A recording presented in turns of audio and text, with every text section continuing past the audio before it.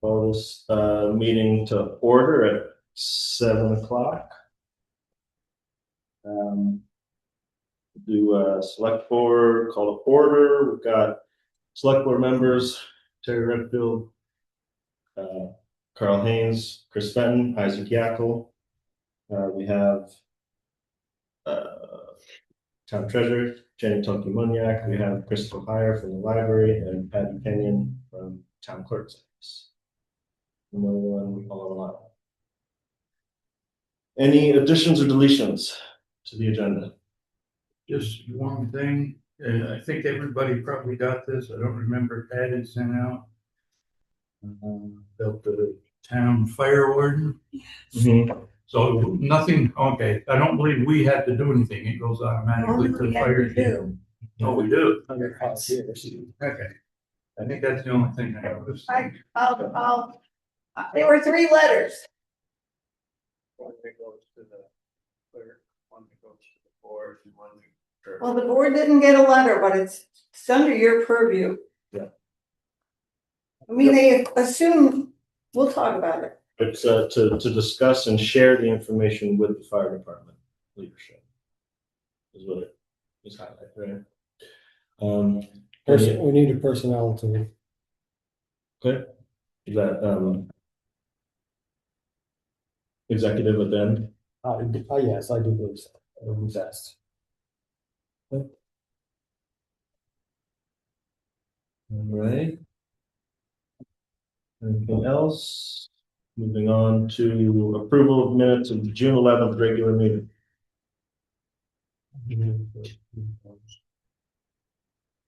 I will second.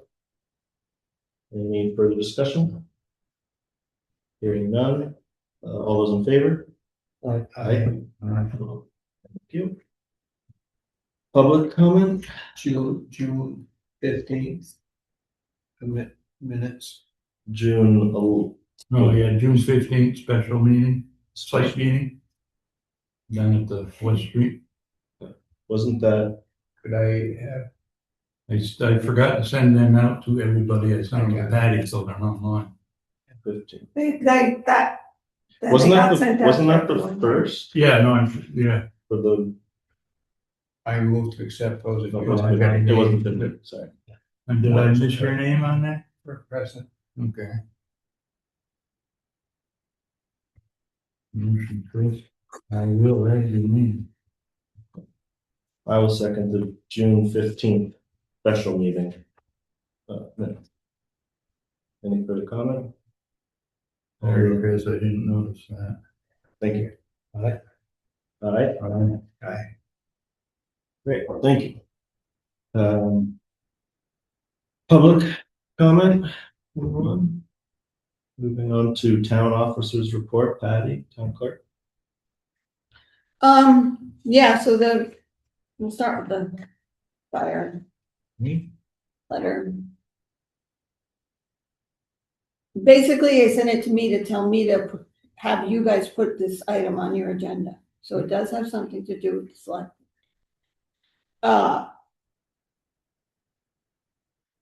It's all new, basically as of July 1. Now the fire chief, your town's fire chief, or whatever fire department that covers your town, they are automatically your fire warden. And they get to designate a deputy. It's the town's job, I guess, to make sure the old fire warden knows they're no longer the fire warden, and the new fire warden knows they are now the fire warden, and to get all of their contact information and send it to the state as of July 1. Was one of the letters to the deputy warden? One was to the wardens to say, we appreciate what you've done, but you're out. Yes. So that's what we'll move. One is to the fire department to say, we love what you do and you got extra stuff to do now. And one is to the town clerk to say, You gotta do that. let your select board know, even though, I'm not really the liaison to the select board, but Kind of funny, they say there will no longer be state involvement the appointment. But you have Or to tell, reappointment, but they're telling us what the new. appointment is. And by the way, you have you're to doing make sure they know as who of they July are, 1. because they are gonna 4 put it on days their from website. So as I read, they explained that the fire chief was He's the de facto fire warden. more adequately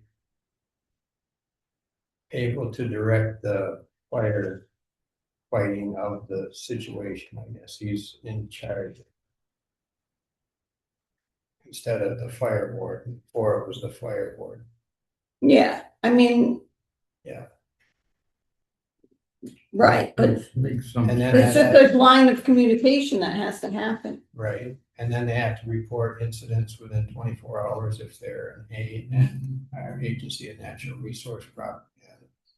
And this is the fire. Yeah, luckily, we don't have any of those properties. I don't believe in Right, Middletown Springs. but other ones have to be reported within like 60 days or something, the report has to be.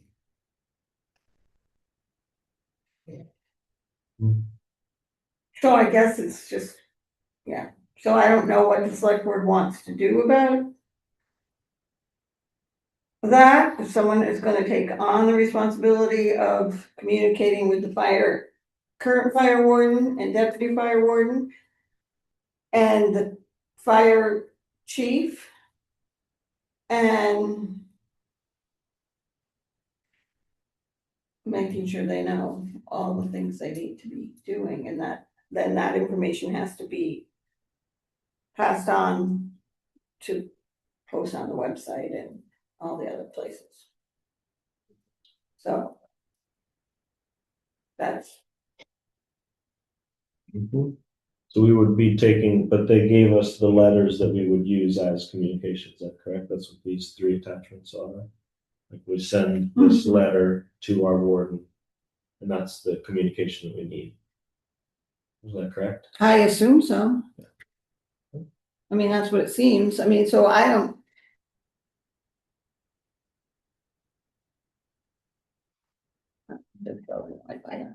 That you send this to somebody a week ahead of time. Oh, yeah, it's, I don't know when this Oh, passed. July 1st is Is that- the July 1st. It's the new law, July it's 1st. July 1st. Did that pass this This session is- or last year, but talk about waiting until the last Right. minute to let It anybody must have know. passed I would think last But year. it sends on to my email with high importance. You think there's like 4 days left? Makes me want to send something back to them with high importance. Unbelievable. I got a few things to say. And I won't. And they're all very important. They're very important. In bold. Do your own work, please, people. Yeah, why can't they send a letter if they know who it is? Of course they know. Are you mean the state system doesn't make sense? I have many problems with the state right this minute. Then when you read the Act 162 there, it's like, Oh, yeah, I wasn't doing any of that. I did read the letters because I thought, do my due diligence, and then after that, they can put me in jail if they'd like, but. there's 20 pages of stuff that's been redacted in 162.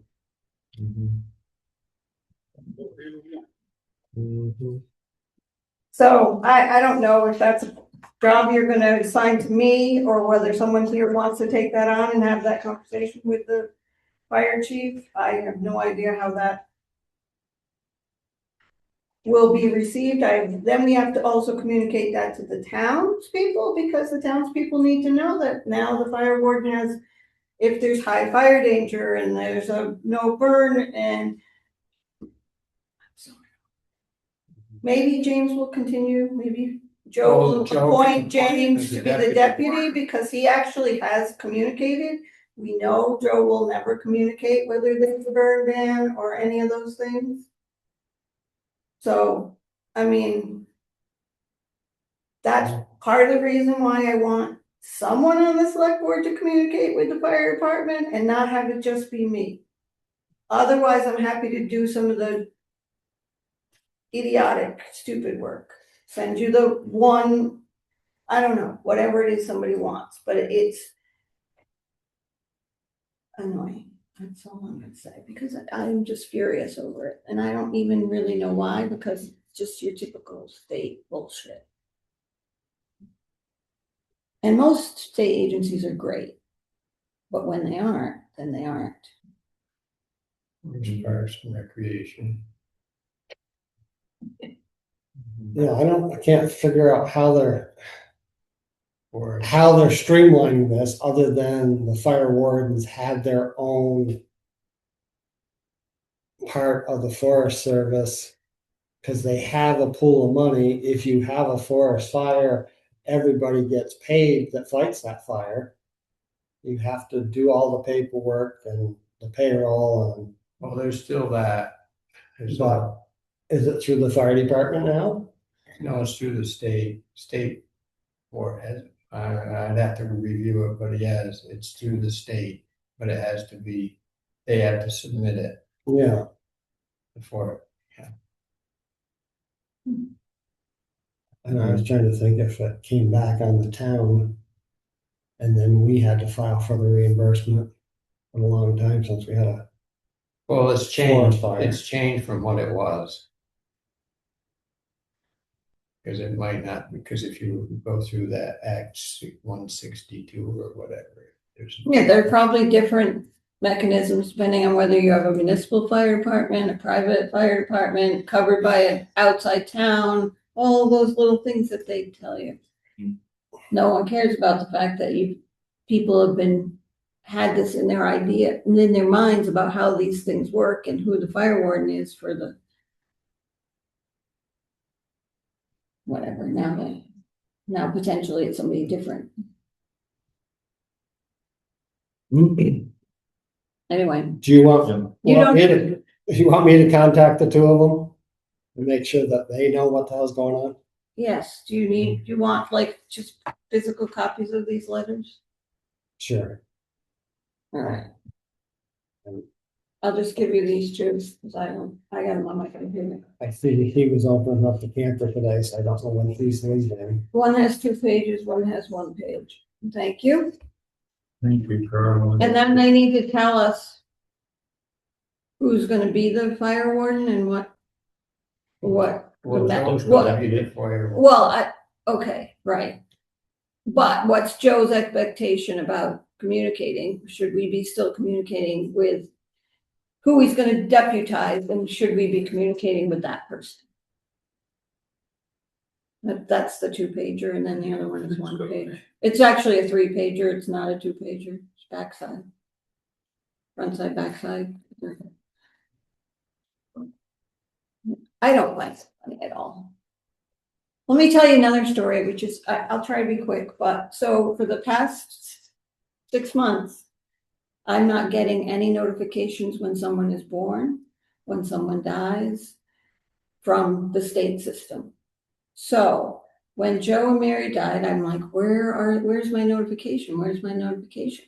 So I email them and they say, oh, well, it got blocked by your internet provider.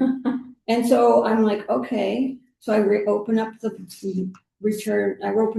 message that says why it's blocked and all that. And I send that to VTEL and they say, well, we'll just add them to your safe senders list. I'm like, all right. Then this week I didn't get a death notification for Elaine. And I'm like, I'll go in and I look it up and it's there.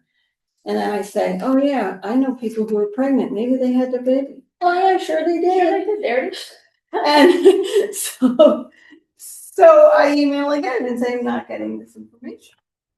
And I email with VTEL and the state of Vermont and the health department of health, and they go, well, it's not our department of health, it's not our problem if they're blocking our email address. And then VTEL comes back and says, this is the problem, you need to give it to your IT people. There's something in your system that is not correct, and so VTEL won't even let it go into my spam. They were blocking it before it even gets The state. they're blocking that state email because it comes from a system that Because automatically automatic- sends out automated. emails, automated system. So It went back and forth today a couple different times, and finally, the utility person says to the person at the state, as I said before, you need to give this information to your IT people who are in charge, because they're like, well, like, she gets all the other emails that come from Vermont.gov. And they're like, yes, because that doesn't come from the same place. It comes out of an email system. This one is coming out of whatever kind of system. I don't know, and it's not up to protocol. So who knows whether or not that will actually get moved up by the Department of Health into the actual IT people, so that we will know when. So presumably there's probably some other clerks that are retail customers. Maybe Timoth. Maybe Lots and lots No. of towns are going to their own email system. Like through a Gmail, and everyone has an email, not like we only have 6 emails and that's all we can, whatever. Anyway, that was a whole nother. Just let me. Yeah, anyway. Frustrating. Yeah. So the next thing on my list is, Chris, we need to meet about 911, so we're going to get a date to meet and figure that out, because they're not, they're not doing anything, so we're gonna have to just do it ourselves, because I'm not waiting any longer. I asked him 3 times, I asked him again and explained to him exactly how it could be easier for him to give me the information I want to present to the homeowner. So that's just a reminder to you that we need to set a time to sit down and decide what we're gonna do and how we're gonna do it. Yeah. So the other issue is, I brought this up, I don't know who I sent it to or whether I sent it to everyone or not, the security system here. I am the main call person. I do not want to be the main call person, because if the alarm goes off, they call me. I don't want to be that person. I'm not on the board anymore. So there is also an app that can go on somebody's phone, so you can look and see if there's really anything going on here, or, whatever, why they're calling you. But I brought it up a while ago, and we should have changed it when we changed the other things, but we didn't. Like who the people are. So you guys need to, as a board, decide who those people are going to be. Terry, it's me, then Terry on the list right now. So I want that to happen. Ethics ordinance, credit card policy. Credit card policy has been approved, but the policy itself has not ever been updated with those details that needed to get added to it. It can't go into the policy manual until I have the right thing. So I don't know who's going to do that. That needs to get done. Ethics ordinance, you approved it. It's in some kind of a waiting period. I don't remember how long that waiting period is, but if we can get this credit card policy done and ready, can we also just update this ethics ordinance, or may something change, like in the comment period? I don't know. So you all, I don't know. Rob and I read more about it maybe than. So I would like to see that, so that our policy manual is up to date. And regarding the credit card discussion, I was gonna bring something up about that too. April 2027, our card expires that we currently have. And I don't want it to renew with my name on it anymore. So we're either gonna close it or put somebody else's name on it. If we close it, the select board can get their own. We keep it open, somebody will have to have their name on it. It didn't get very far with figuring out how to make it the town as the card holder. It has to be an individual. Yeah, when I contacted the M&T Bank who holds our card, it can't just be the town, it has to have a person on it as well. So maybe there's a card from somebody else that just has the town on it. And we can use the other, EIN I number. think, yeah, I think that what I've heard on the clerk's listserv is not very many banks will give a town. Right, if you have to have, like whoever's on the card, I think has to be on the account. Like, so whoever, I don't know who else is on the town account, if other people are on the town account. Like, so I think that whoever's name is on the card also has to be on the account. Mhm. That's what we found out. Mhm. So, yeah, because our cards have people's names on them who are on the account as signers. So it's just a process of updating those whenever that changes, and then, you know, you get different cards, but So, yeah, I don't know how that, I just know that what I've heard is most banks are not giving, they won't even provide, they'll give you a debit card as a town, but they won't give you a credit card. So lots and lots of clerks and, well, clerk treasurers have said, tried to get a credit card, they won't give it to you. So I feel like you wanna Our keep the card. one, yeah, stay with the one you have and figure out how to make that work, Mhm. because I don't know that you're gonna find one from someone else who will give a town a credit card.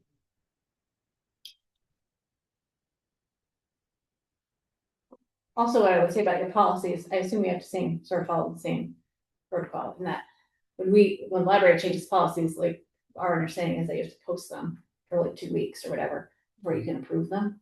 So that's. I don't know that anyone here has ever thought about that. Yeah, it's before you change the, whatever, in this case, the policy manual, you have to update, like, post what you're gonna change it to, and then post when you're gonna vote on it, like you're gonna vote on it July 10th. Well, most of these are already been done. So, I've never known about that. Yeah.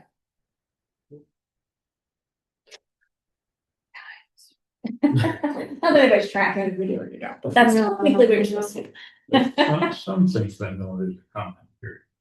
Well, Yeah, yeah, I mean, the I guess, ethics have- it's a comment period, I suppose.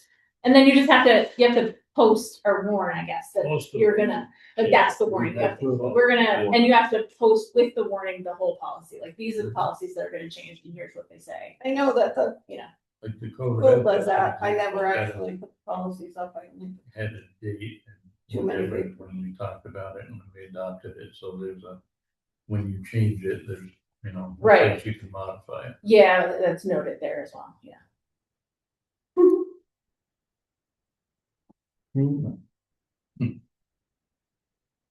Um, Oh, yeah. Yeah, I don't know much about the ethics. I know Robin knows a lot more about it than the rest of us. Yeah, there was, I mean, it says, he sent it to me in an email, I don't know how many weeks ago it was, I don't know whether it's a 30 or 60 day. But if somebody knows, that would be your goal to get this other piece ready. Mhm. Maybe.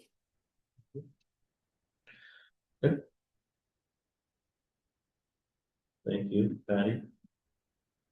And when we were talking about that last, I know it was a while ago, but it was just you wanted some updates, like There was it was laying out specifically.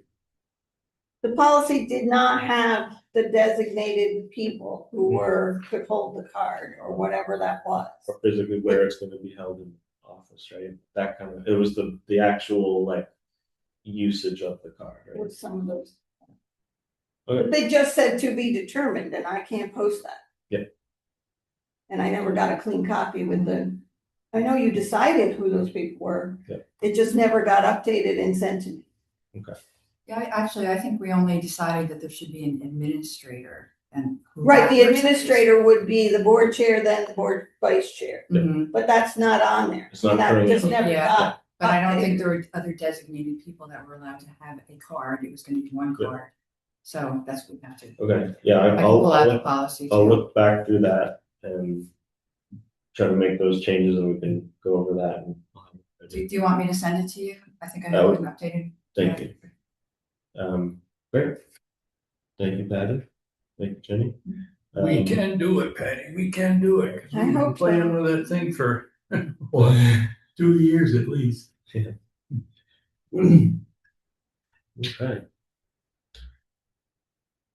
Anything else? Not right this minute. All right. We'll circle back in a couple of minutes. I mean, minute. Did you get the piece of marble for your flower pot? No, We we got- just decided to go without it. We found some, but it was too small again. We've tried 2 pieces. Yeah, it doesn't matter, the grass is dead there anyway, so. It was just to keep, somebody could mow and not have to weed whack around it, but you don't weed whack around it if there's no grass coming up around it. So I think we're okay right now. That was the forethought there, right? Maybe now that, since I said that, maybe the grass will grow. Yeah, who knows? Yeah. Maybe it's fine. Maybe we're gonna get grass. Great. Well, shall we move on to the treasurer? Jenny? Sure, I have a couple things. The fourth quarter tax season is winding down. As of today, for the current year taxes, we're $57,000 short, which is more than I'm comfortable with. Luckily, because we budgeted the interest and penalties on delinquent taxes so low, we have a benefit of about $34,000 to go against that. So we're short in taxes, all taxes, $22,000 right now.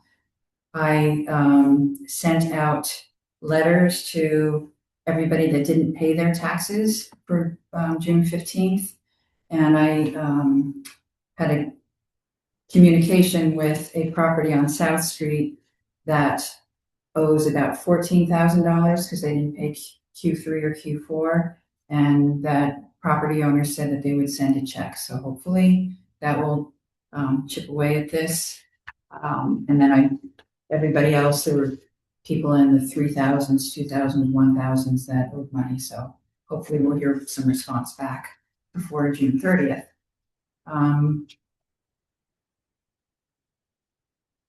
But it's like the big ones like that, when they don't pay, that really is, it kills us. I think that because we're under budget to a degree in the town and the highway, that should offset any money that we don't collect for taxes. So fingers crossed. There are a lot of board orders to sign tonight, so it's going to take a while because it's the end of the year. So there are, I think there were 28 appropriations, and then there was the school and the library appropriation, and more payroll than normal because people were doing end of the year hourly timesheets, and so it's going to take some time. So prepare.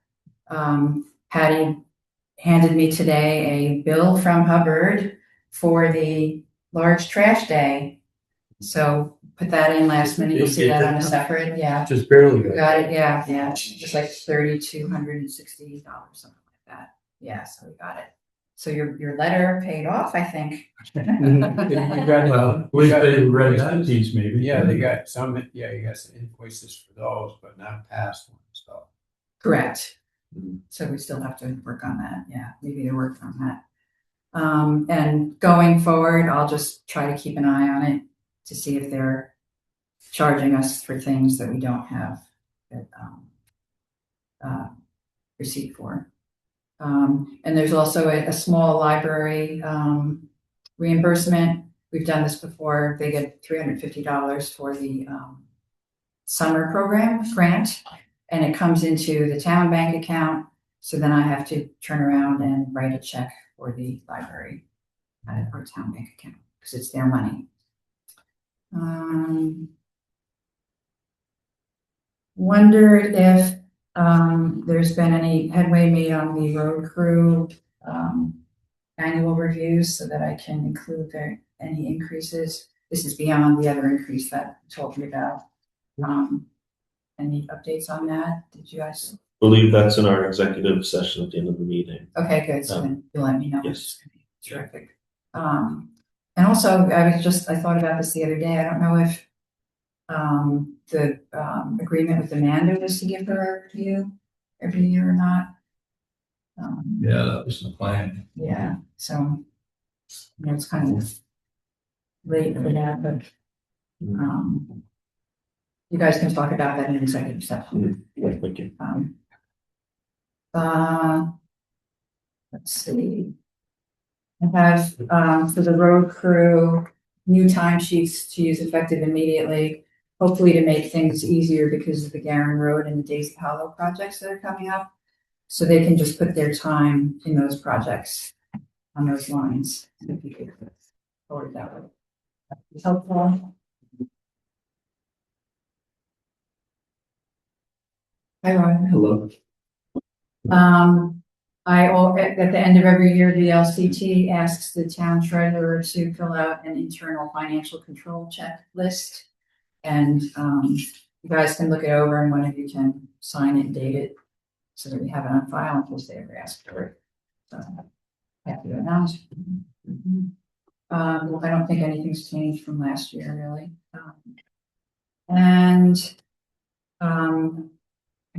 Your next select board meeting, I'd like to spend some time going through the tax rate. I'm hoping to get that done early again this year, assuming all the closing of the books goes smoothly. So just maybe put that on the agenda if you could.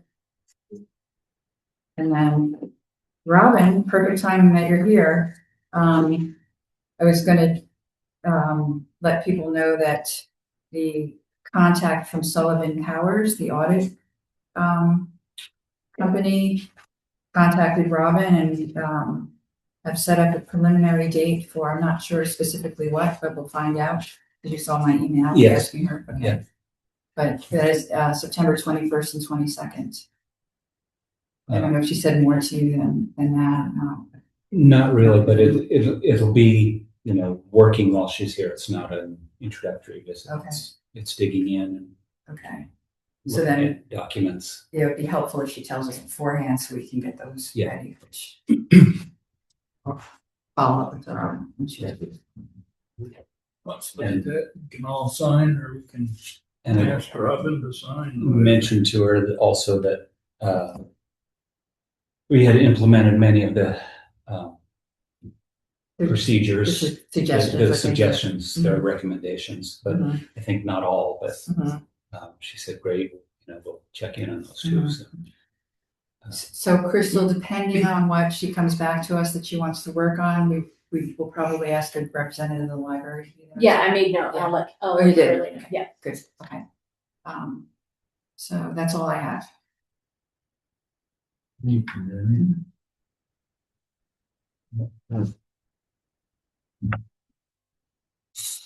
Moving on through to the library. Okay, so couple of things. So first, Tanya Humphreys, who was voted onto our board in March, was subsequently hired as a staff person just this recently. So she has now resigned from our board. Beth Miller resigned in March after town meeting, so we have 2 vacancies, but fear not, we have 2 people who would like to take those spots. So I have like an official ask of, I don't know, Selectboard to appoint Mackenzie Floyd. Now I gave you my copy to one of the seats, which is still delineated on that letter, and then Linda Hercom to the other seat. And that's the ask. So those are the folks we would like to have appointed, and then just to let you know that Tanya has now resigned, effective as June 24th, I think, is the official date. And would these be until town meeting? Those would be until town meeting. I didn't look up, well, Tanya's, what do you call it? That doesn't matter. It doesn't matter. It's only until town meeting, and then the other part. And then, right, and then they'll get voted in to finish Yeah. the section, whatever it is. And I believe they will both be finishing like 2 years or whatever. I mean, because I think that had just been voted in the previous town meeting. So anyway, so that's one piece of action for y'all. The other things are, let's see, well, one, Jenny, for you, there's a report that's due from towns to the state around federal money. And I assume our grants are the only federal money that the town has. Is that correct? Okay. So we will take care. Correct, yeah. We'll take care of that. Okay. There is a tree branch, apparently I haven't personally inspected, but across the street, blocking the exit of the drainage. So ask is if the town crew can go check that out and clear it. It's unclear if it fell from the neighboring tree or if maybe the town crew put it there thinking it wouldn't be bothersome, but Peter says it's blocking the outlet of that drainage ditch. So if you can check on that, please. And then general construction updates. Nail and Breen have extended their end date from next Tuesday to July 17th, 19th, something. Anyway, but as of yesterday, the fire marshal, safety inspector, one of them, needs to see the stove in place to see the suppression system working together. But the stove is back ordered until the end of July. So we won't be able to get a final certificate of occupancy until after that happens. So I don't know if that affects their final date or just the paperwork end or what. They're finishing up a lot of the trimming inside. Painters have been back in there to do the painting. The electrician is finalizing some connections. We're working on getting internet back in the building. The temporary connection that Nail and Breen had went with their trailer. So we're getting internet back because the lighting system requires internet to be programmed. So hopefully we'll have internet back in there next week. And they're waiting on concrete. They keep saying any day, but every day there's no concrete. Form. Gotta have forms. It's gonna have a hell of an edge to it to just pour there with no forms. So we're waiting on that. We're getting, we've got, the grass, I haven't personally checked, but everybody says the grass looks good so far. So hopefully they don't have to dig too much of it back up to do other things. Yeah. Yeah, so that is what's happening down there currently. Questions? Curiosity? Is the generator getting put in No. now? The pad is not being poured either because the electrician said that the wires have to go through the pad until you know exactly what generator you're going to get. You don't know what wires and where and all that stuff. So they're not pouring the pad for that piece. So that's backed out of it. They made a spot for it, but they're not pouring it right now. The generator is on the list of things to do when we get money. But it's all wired. It's all there. It's ready to go. Out to that. Yeah, the conduits. I don't know if the conduit's out to the pad necessarily. I know it's out to it's on the outside of the building. The wires are There's there. a board there. Okay. But I don't. So we don't have to cross the walk. No. No, it's behind the walkway towards the building. Yeah, but on this side, the back of that. In its placement, you need to be conscious of the culvert that runs from across the road. Oh, right, yeah. And the generator placement, you mean, or the Yes. cement and general? So you don't pour the slab Yeah. on top of the culvert that runs Yes. across the road and down the Yeah. property line. Yeah. Because as I douse that, it comes over like Yeah. this toward the church and then it turns. Yeah, my understanding is that it would be much closer to the building than that. It wouldn't extend any further than like the wall, the little stone wall they put in. And if they didn't hit culvert doing all of that, I don't imagine it would be over the culvert. But when we get to it, No, I'll remember it's, that. just don't know how deep it. Yeah, I don't know. Either. Yeah. So that. Any other questions about the construction part? Give a little update on the. Is the Caroline cupola, is that complete now? It is complete. We are getting because as you noticed, probably it's solid, so it would be hard for speakers and music to be heard out of solid wood. So we are ordering 2 sections of that to be louvered, and they're somebody, I don't know, there's a lot of G people on this project. Jeff, Glenn, Greg, one of them, knows of places where you get it, and like it's shaped so that wind and rain would come running back out as opposed to go inside. And it comes with bird screen on the back, so birds can't get in there and have fun. So 2 sections will be replaced with that. We've ordered that. It's, I don't know. We did quick ship, so it'll come quickly. So those are coming. So that's the plan for being able to hear the carillon. The speakers are still good, so those will go back up into the tower when they're finishing that. Yes, so that is what is the. Is that accessible from inside the building? Yes. Okay. How exactly? I don't. It used to be like a drop, like one of those. It used to be that, but now there is. I don't know if you've been in the building, but in the second floor, there's like a mezzanine area, and then there's a door from that area to get into like what used to be open attic. It's like a mechanical space now. So there's some air pump, heat pump stuff in there, and then that has a way. I think it's just open up to. So in theory, you could get up there, although you'd have to get, I guess, a ladder or something to actually get to it. But they've built scaffolding, which they'll take down, I think, when they go. Rope stairs. Yeah, but in the future, I don't know how you would get to it. I guess you hire someone who knows how to do that sort of thing. Yes. So When the reset button needs to be hit. right, exactly. Well, the carillon itself is downstairs in the office. Yeah, Like, but it's I was just speakers. saying for inspection for the speakers and whatever, if there's any. Oh, yeah. Issues up there. Yeah. In the past, the carillon people came and did it however they did it. So I assume they would be able to come and do it in the future. They put our carillon in St. Rayfield's Catholic Church in Pulteney. So now you can hear it in Pulteney if you go by, because theirs was broken for a long time. But we're cool with it. It's fine. So yeah, so on the fundraising front, we are getting ready again to do the every door direct mailing that'll come to everyone in this zip code and potentially some surrounding zip codes after the holiday, that first week of July. So that'll be the sort of phase 2, and then phase 3 over the next month or so will be a social media push, where we'll put some video clips and some other things out on social media.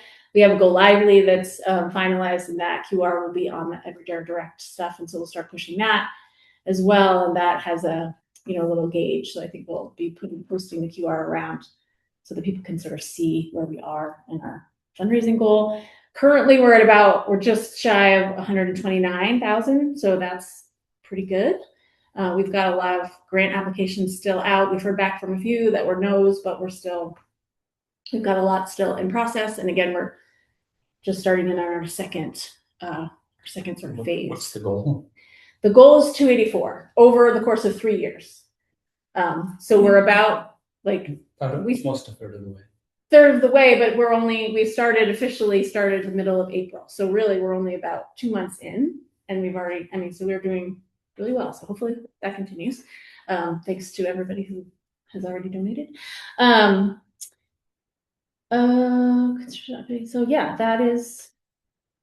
So we were looking at the first weekend of August to kind of had a big event to move books. We're shifting that later in August, given that Nail and Breen's deadline keeps creeping towards that week, because we're going to definitely need some time in the building to organize where books are going to go and figure out what furniture we're going to have by that time, what we're not going to have. And then we're still looking at a grand opening in the fall, with hopefully everything in place. Occupancy. Right, we're going to need to have occupancy stuff. So there's a lot of, backing up the timeline gets really short if you start at the beginning of August. So we're probably looking at moving books like the weekend of the 22nd, 23rd of August, and then grand opening late September, early October, probably before it gets cold. But that's where we're at right now. Any questions or concerns, comments, other words that start with K sound? The parking area. Yes. Is it going to be at that slope or is it going to? Oh, that's so. We looked at that. Yeah, it's yeah, so it got, things changed so you all met and looked at it, it was different. Then Fabian came with their engineering people and what has to happen, and things shifted. So that was the solution. Other than that, it was giving up a bunch more parking spaces to move the start of the parking way farther down. So that's what we went with. The front driveway is going to be the wider 22 or whatever feet. So there's going to be more, there'll be parking spots there that were added, as well as enough room for, cars to go around. And there'll be a handicap spot there. There's a handicap spot down where you saw closer to the bottom entrance. So that's more flat, but yeah, not ideal. But given all the measurements and things that have to happen, that's how it worked out. The sidewalk also moved from when you saw it. I couldn't speak to the specifics of it, but it looks different. But the drain is placed and that goes out to the back ditch.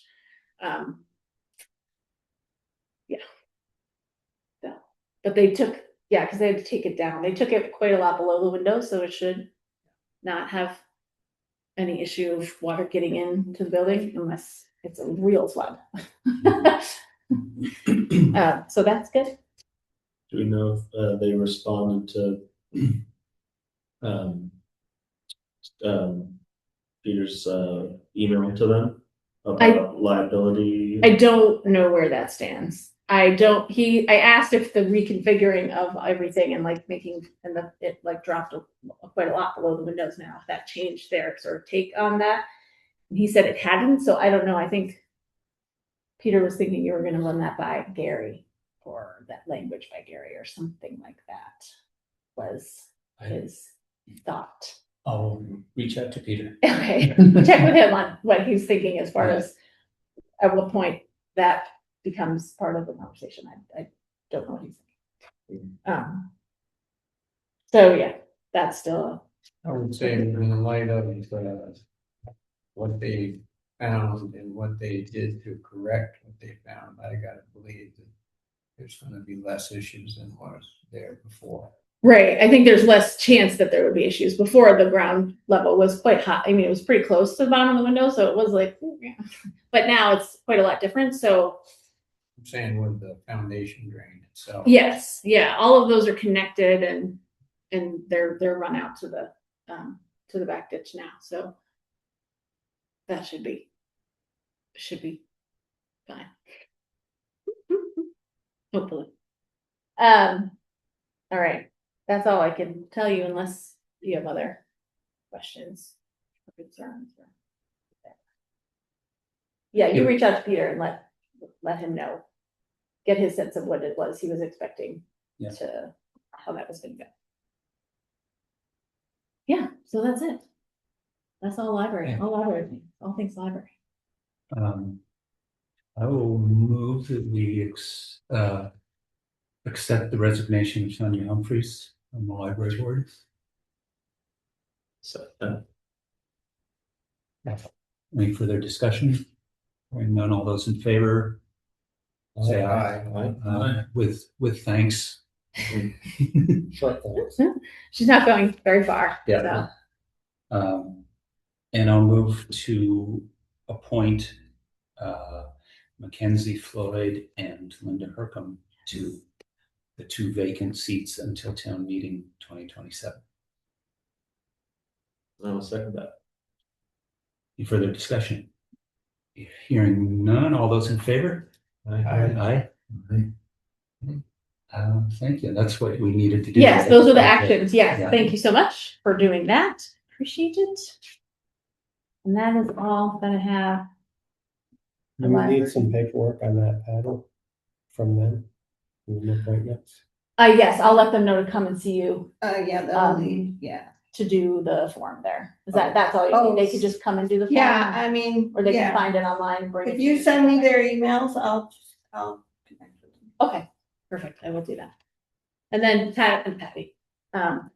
Jenny, I have this. I don't know if you want me to drop it in your folder. Statement.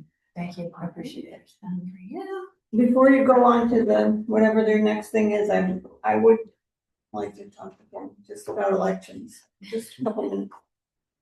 I need to think about elections, but I don't know if you're finished with this. Jenny, we need to sign this, right? Just somebody, one of you sign it on the bottom, the I'll move to have Robin sign the, whatever the name of that, Internal financial control. internal financial controls list for the LCT. for the LCT, yes. I'll second that. As our lazy me. Any further discussion? Hearing none, all those in favor? Aye. Did you see it, Rob? It's thorough. Motion carried. Thank you. Who seconded, Chris? I think. Thank you, Linda. What's today, 25th?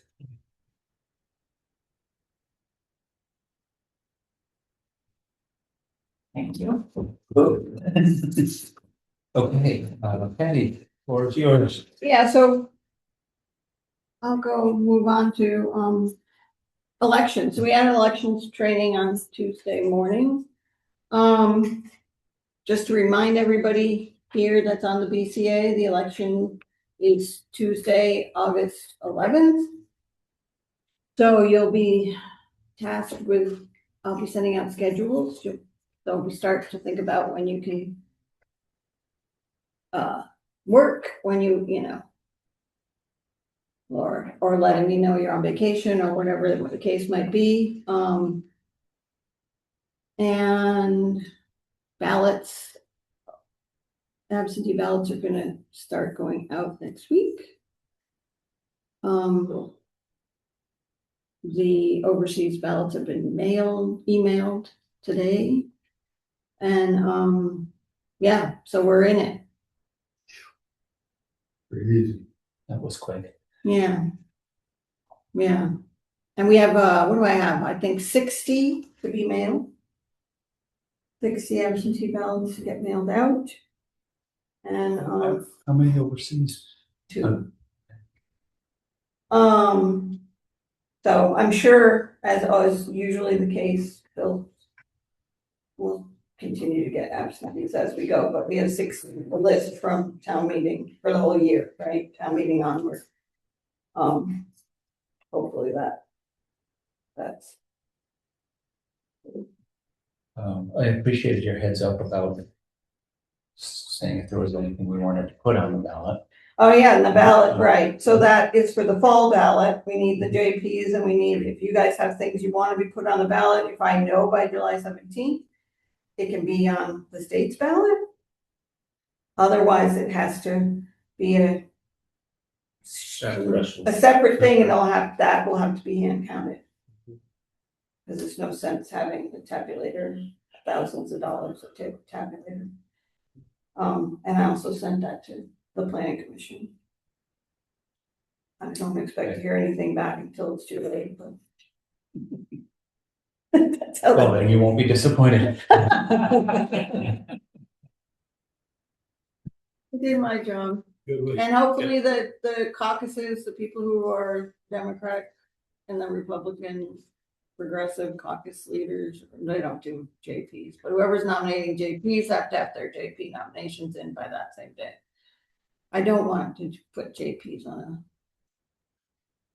a separate sheet of paper for hand counting.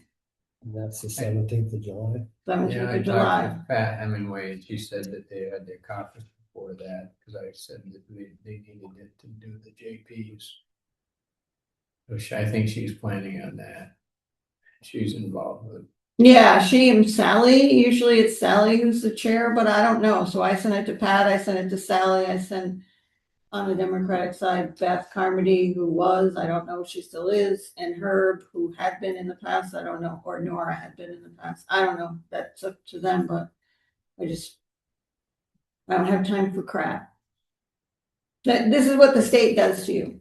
They tell you this, and this same thing they told us on Tuesday. I had no idea. So I was like, what? It's usually the day after or 2 days after the August primary is when they were due.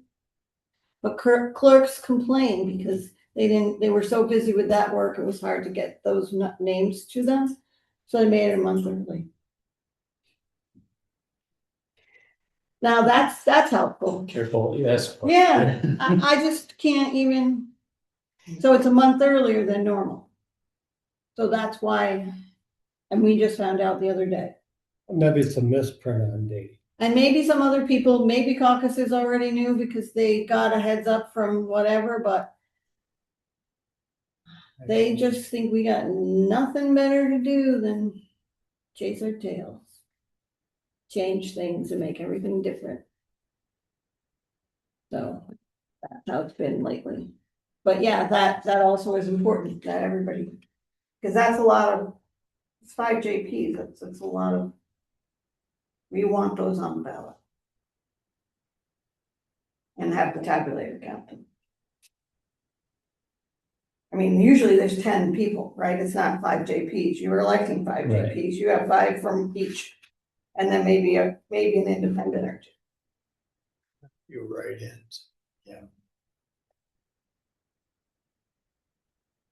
And that's, yeah, the write-ins. There's a new rules about write-ins as well.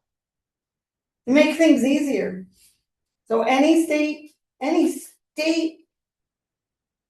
office, unless you don't count any write-ins unless it's a candidate who's registered to be a write-in candidate.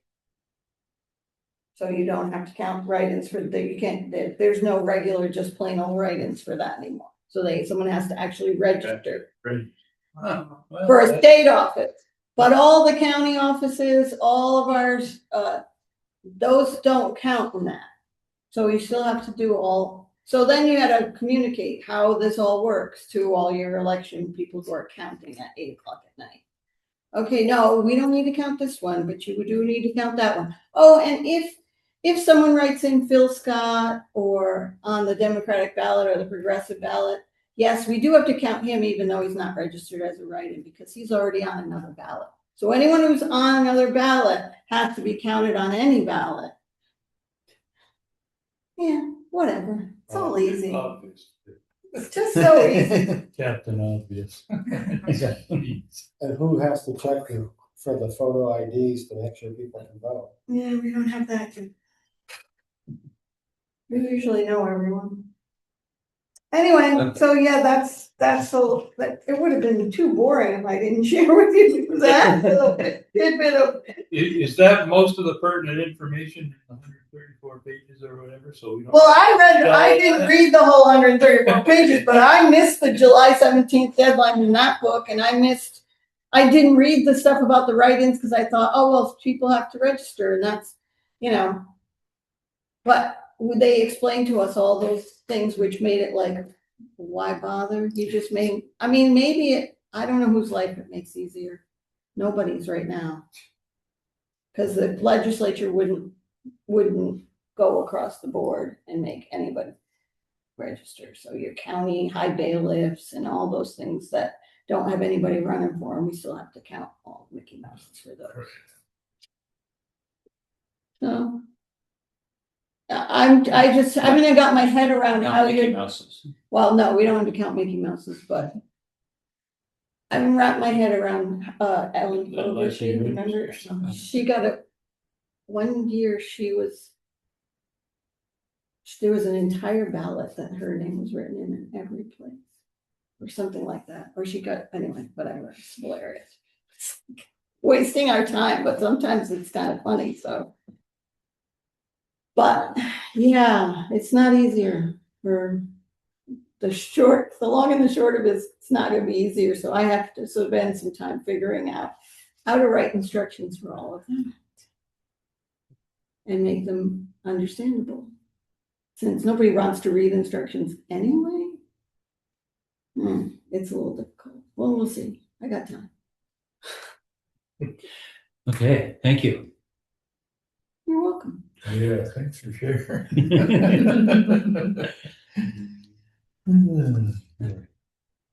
Went back in. Sure, please. Okay, emergency management, nothing there that I'm aware of. listers. Nothing there that I have. Any feedback on grievance day? I've not Did heard we hear? anything. The minutes are on the website. They were pretty short. Although their recording was 2 hours long, but they didn't have anyone come to the grievance. So I don't know what they did for the 2 hours, but their recording was, they paused in their minutes, but they didn't pause the recording. So they must have been working or something, but they had 2 people who had, well, there are grievances from every, I do know this, every telecommunications and power companies are all grieving.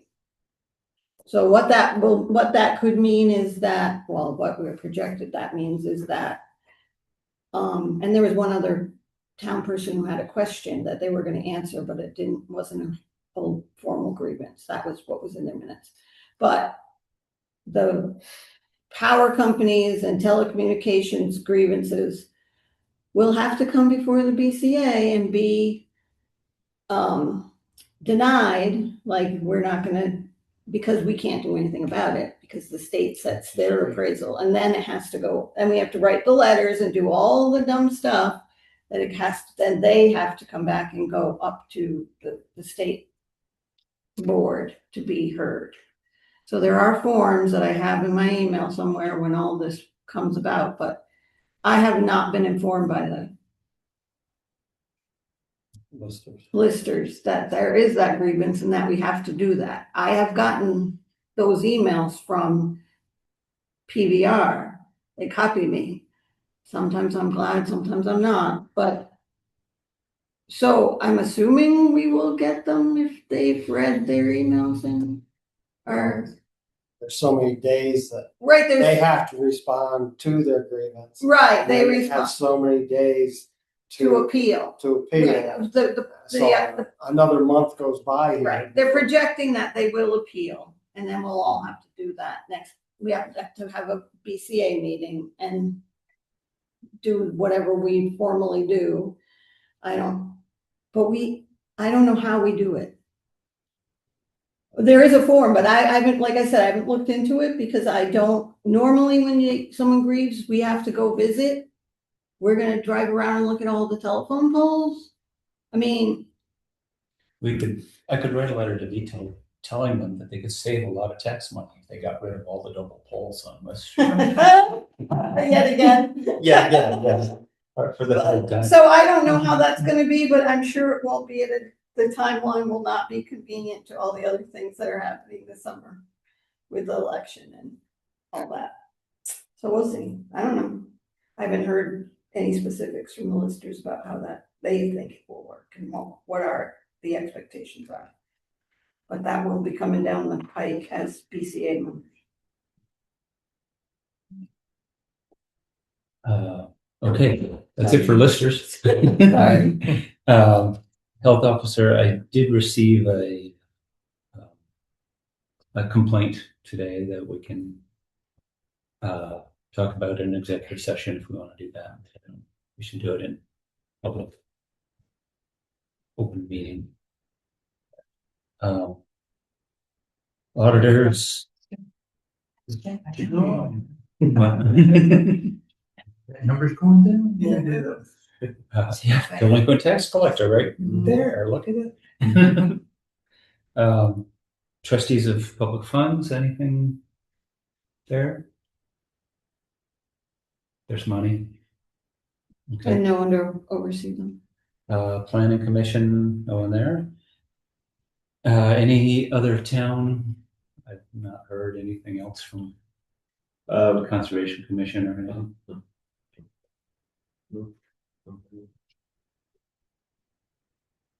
Give something to add there? Or? Oh, just to if we're talking about West Street. Yeah, town lands. Yeah. Okay. Carl, that brings us to town highways. Okay. Previously, we'd had a little discussion about posting for anybody to mow the roadsides, and I don't believe we had any takers. So, we expended our current year's budget last year. So starting after the 1st of July, we really need to look into what we're going to do for mowing. Most all the surrounding towns have their own tractors now, and the availability, the state mower that was out here, they're from Lindenville, so they're not in this area. After they do their 250 miles of state road here, they go to the interstate to work after the 1st of July, they told me. So that wasn't an option. My suggestion, I do believe, would be for the town to purchase a flail mower, 3-point hitch flail mower. So all we have to do is contract a tractor or a tractor and an operator to use it. Because as far as what is being used over the guardrail, all that, you're not going to get that abundance of those around any place. So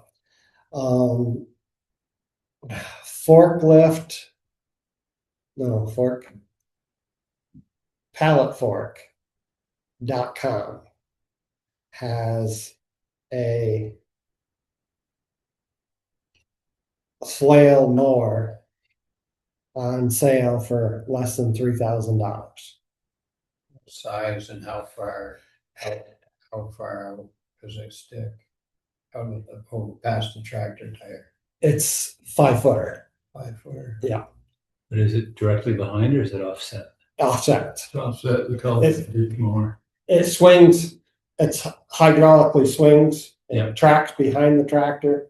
This size, the 5-footer, which I think is 68 inches or something.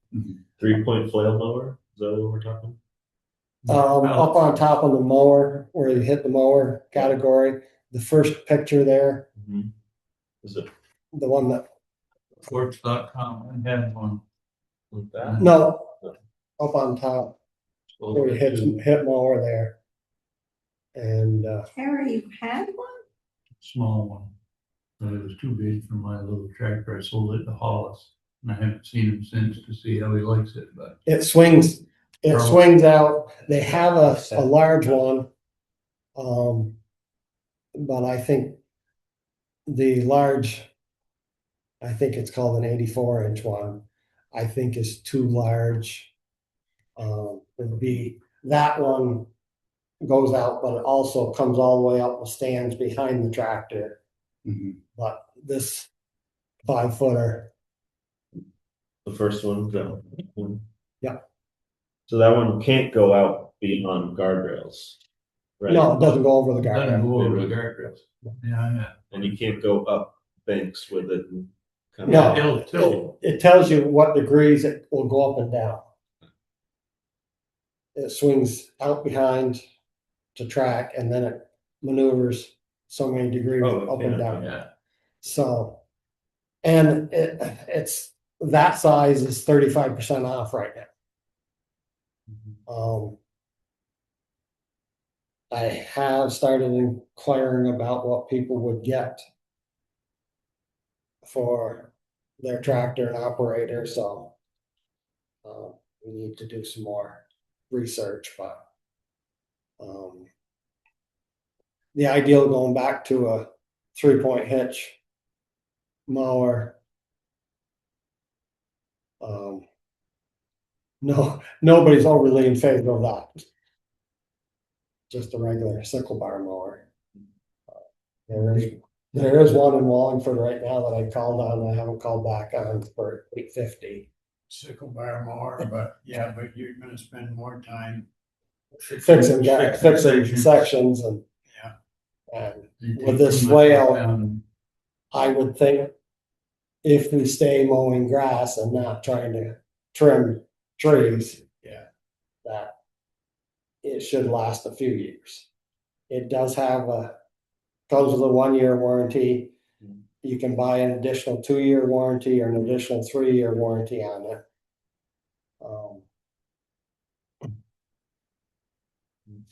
Eric has one, and that's where I went and looked at his. that same exact Eric Haynes.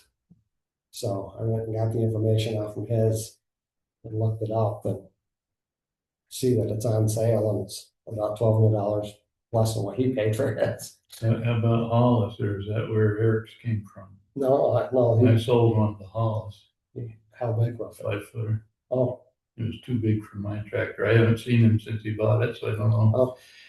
how he liked it. I told him it worked good, but my tractor just didn't have the juice to run yeah, the same recommends 50 horse. it. And I would think 50 horse might be a little on the light side to run it. It's Yeah, mine- more the weight. Yeah, I'm gonna say, Yeah. I got that.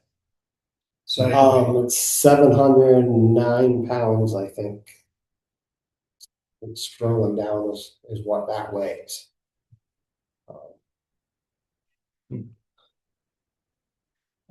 Did you get any ballparks or estimates on price of the tractor and operator?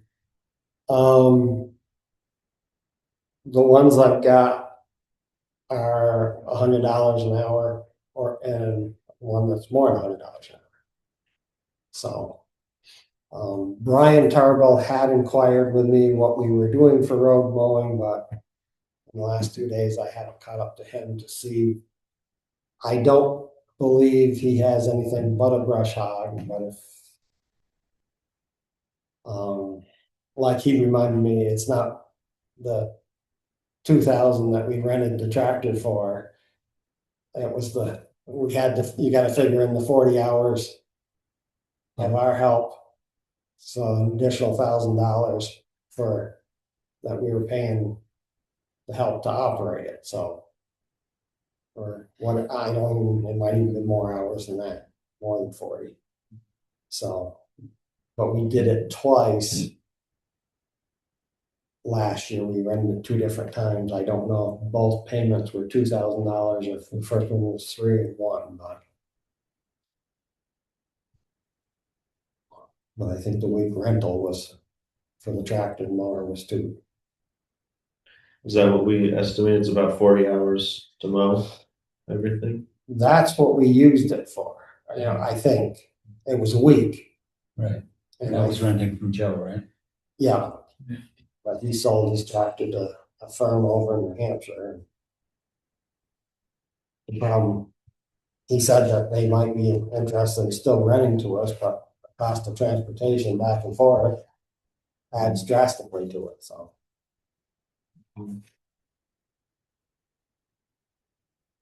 you notice too, the state looks like, at least on 133, they only made 1 pass. They usually do 2, at least 2. They have 3 tractors, but they didn't have 3 operators.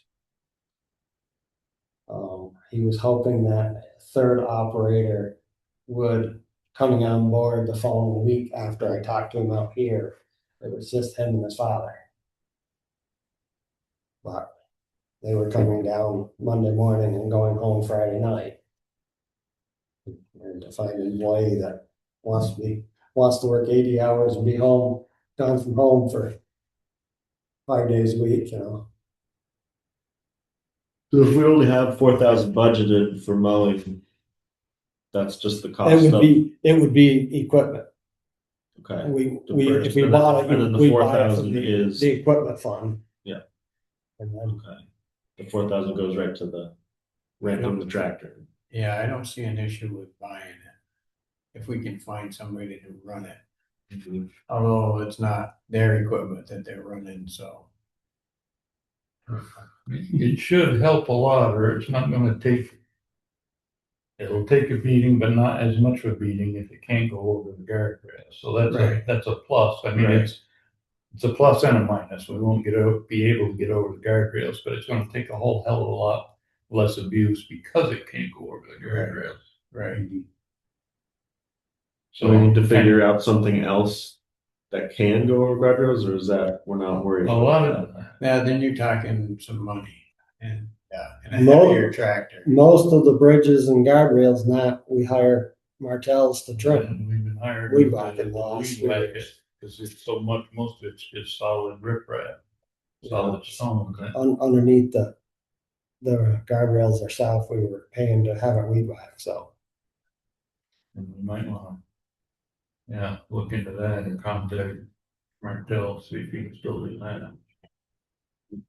Yeah, I think that's not a bad concept. The machine, I think, was well built enough, it just, I didn't have it. My intent originally was to use it on Peter's tractor, but mine couldn't handle it. So yours was the same 5-footer?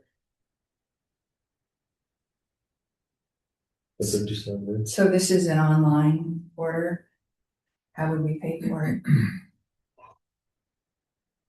We have a $2,000 limit on our credit card, and some of it's already being used Mhm.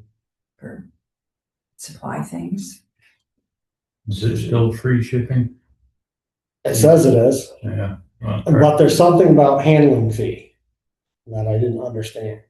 How is it free shipping, but some handling fees? Maybe we can do it COD. That's new. But it does have financing availability. So if we can get it financed, and then we can pay it off.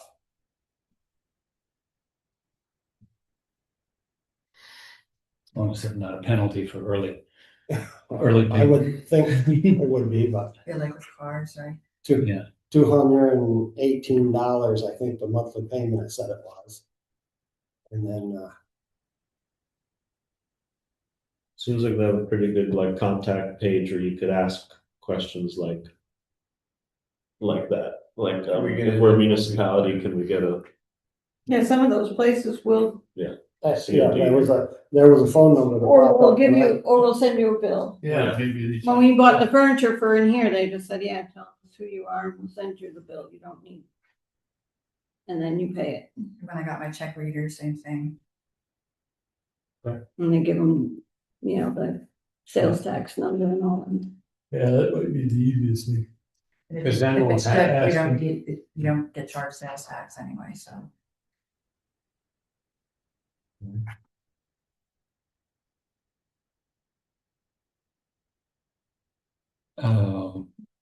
We have any, do you have any idea how long the sale lasts? I mean, if we, It's in stock. Some of it the, says running low, order now. Big flashing letters. some of them are out of stock. Yeah. That size is still in stock. So.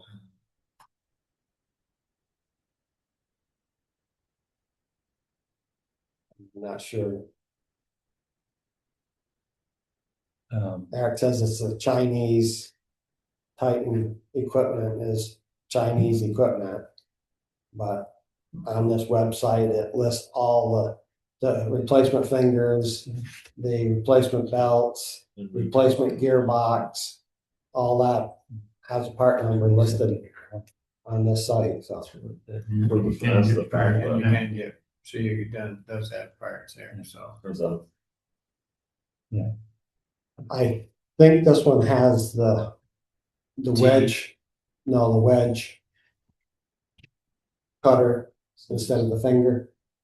Some of them have the Y finger, the Yeah. cutter, and this one's got the steel wedge that hangs down. It's got a sharp edge to it, I think. Yeah, Like, I think the old flail likely the old flannel mowers, yeah. More Very, condition. very similar. The fingers on a more condition. So they bounce back, Yeah. so they- they Yeah, run if they hit fluid. something, they bounce back. or they clang and bang and. Yeah. So, with a link of chain breaks and that tooth goes. That's why it says stand back 300 or 500 feet. Yeah. Valid reason.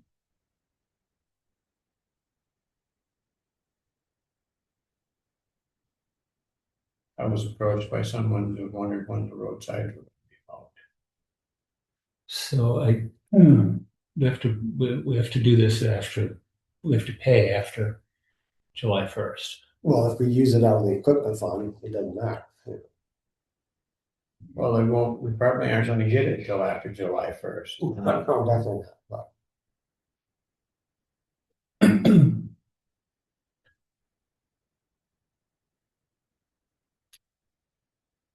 mean, I think it makes sense. Worry a little bit about finding somebody viable with a large enough tractor, but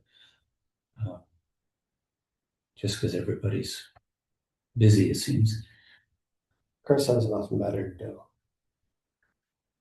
And you can reach behind you now. But I'm not insured. I don't know how do they work that? In the past, we put it on the town's insurance. The tractor to mow the roadsides. So, You didn't say no. I went up and turned around up on Spruce Knob today. I know there's a tractor two up there that's being used. So, I mean, the biggest part, our biggest concern would be West Street and maybe the Avenue. Dudley Roads normally gets taken care of. Alfred Haley, it looked like he's already mowed part of North Street already with his cutter bar mower. Yeah, if you know the terrain, it's okay. If you don't know the terrain, it's another story. Yeah. But You gotta pay attention, not hit the V-tail pedestals, things like oh that. yeah. They're- Down guy wires. Yeah. So what, now should we proceed with this? Well, I guess if we choose to go forward with it, we make the motion to do it, pay for it out of the equipment fund, and then see if Isaac can order it right there and see if they can, will, Or because it came up, to chat and a number, or they come on to chat. Right. So, Yeah. And the thing is, do we have anybody that can run it though? Or you commit to buying it. well, it's just, I think we can probably find somebody cheaper than $100 an hour, but maybe not. Mhm. Well, even at 100 though, I mean, what are you gonna spend on somebody to run a tractor? You're gonna spend close to that, right? Well, it's not their machine, but I'm saying it's their tractor and time. So, Yeah, you'd probably spend that with it. renting this one for 40 hours for $2,000 a mowing was $50 an hour plus the $25 an hour. So we were paying $75 an hour For, what was that? when we rented the tractor Joe. from Yeah, and he gave us. The last couple He was years. giving us a good deal. Joe. the town manager in Fairhaven that goes up on Daisy House or up on Donahue. But he doesn't have that anymore. No, we were the only ones that used it last year. We reserved it for a week and we could run it long days. We could run as many hours as we needed. He gave us a real good deal. He wasn't. And paying $25 an hour, that was just wages. There was all the taxes and bennies and stuff on top of that. So pushing it closer to 100 an hour. Yeah.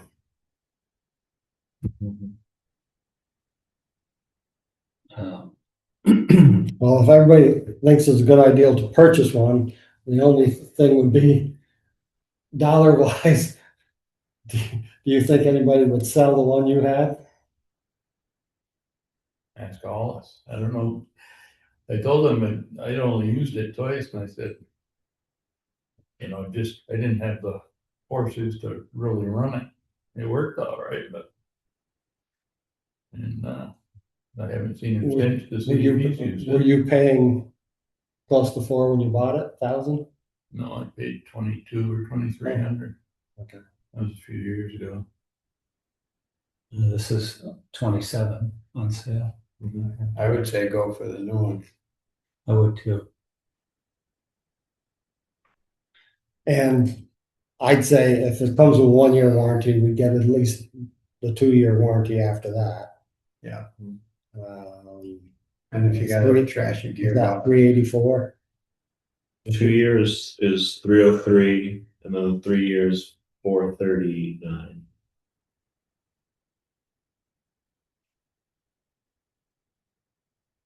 because the thing is, if you run it for, so it's a 1 year and then a 2 year additional.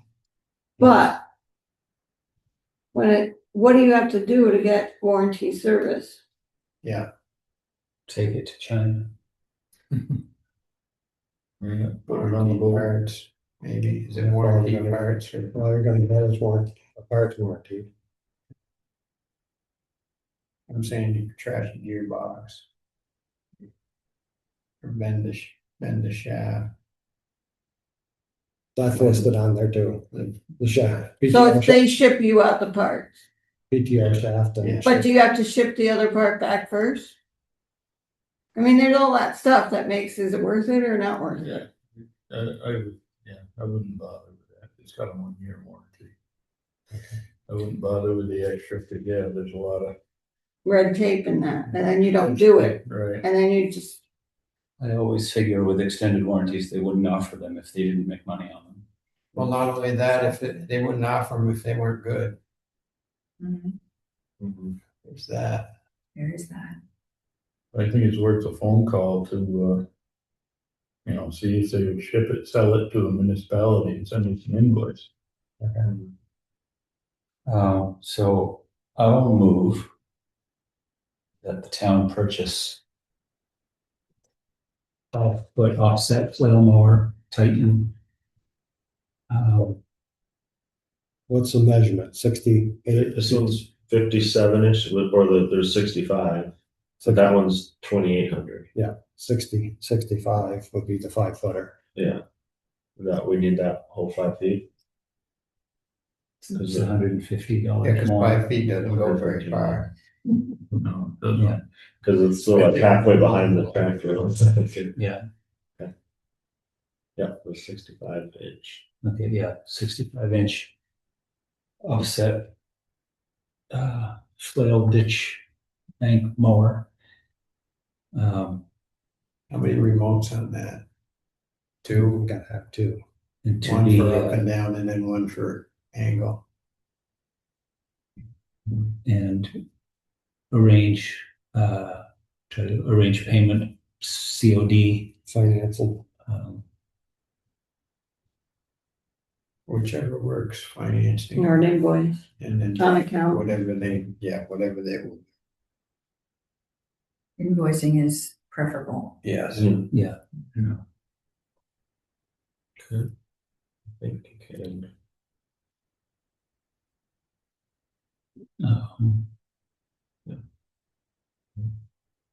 I'll second it. Okay, motion's been made and seconded.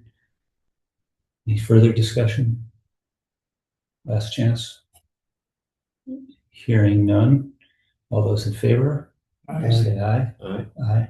Motion is carried.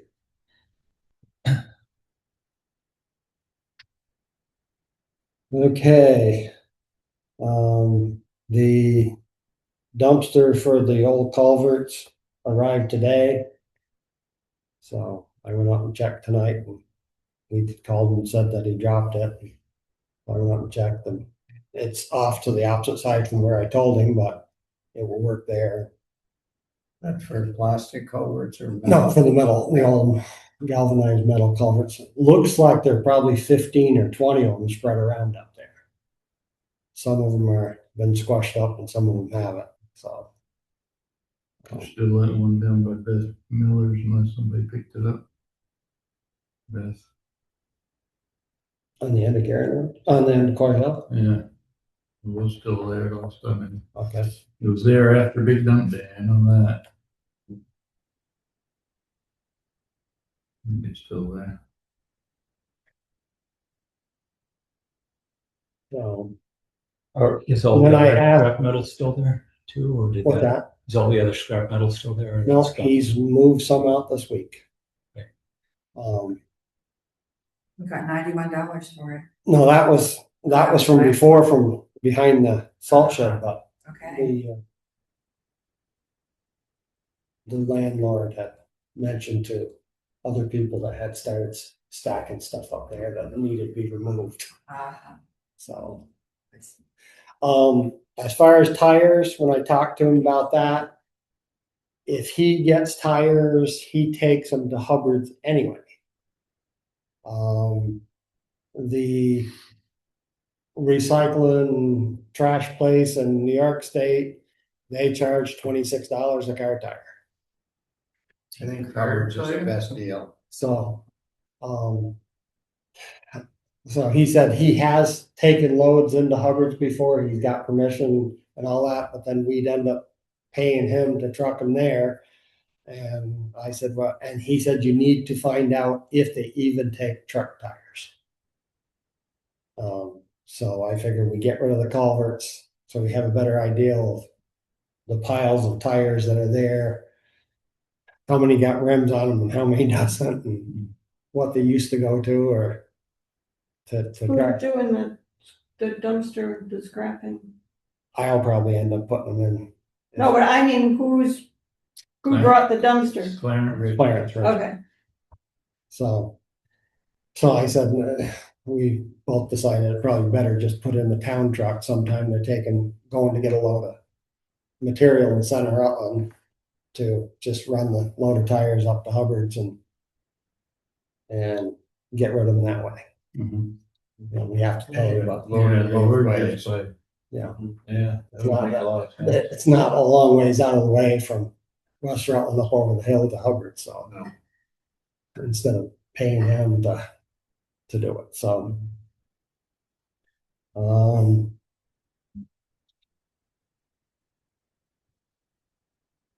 they're still putting some material on Fitzgerald Road and Daisy Hollow, and the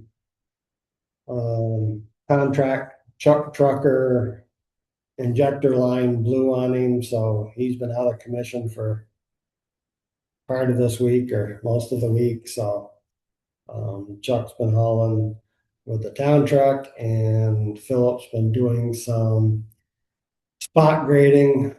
I had some concerns about the potholes that came back on North Street. I went up there today and looked like they're pretty much all been taken care of up through there.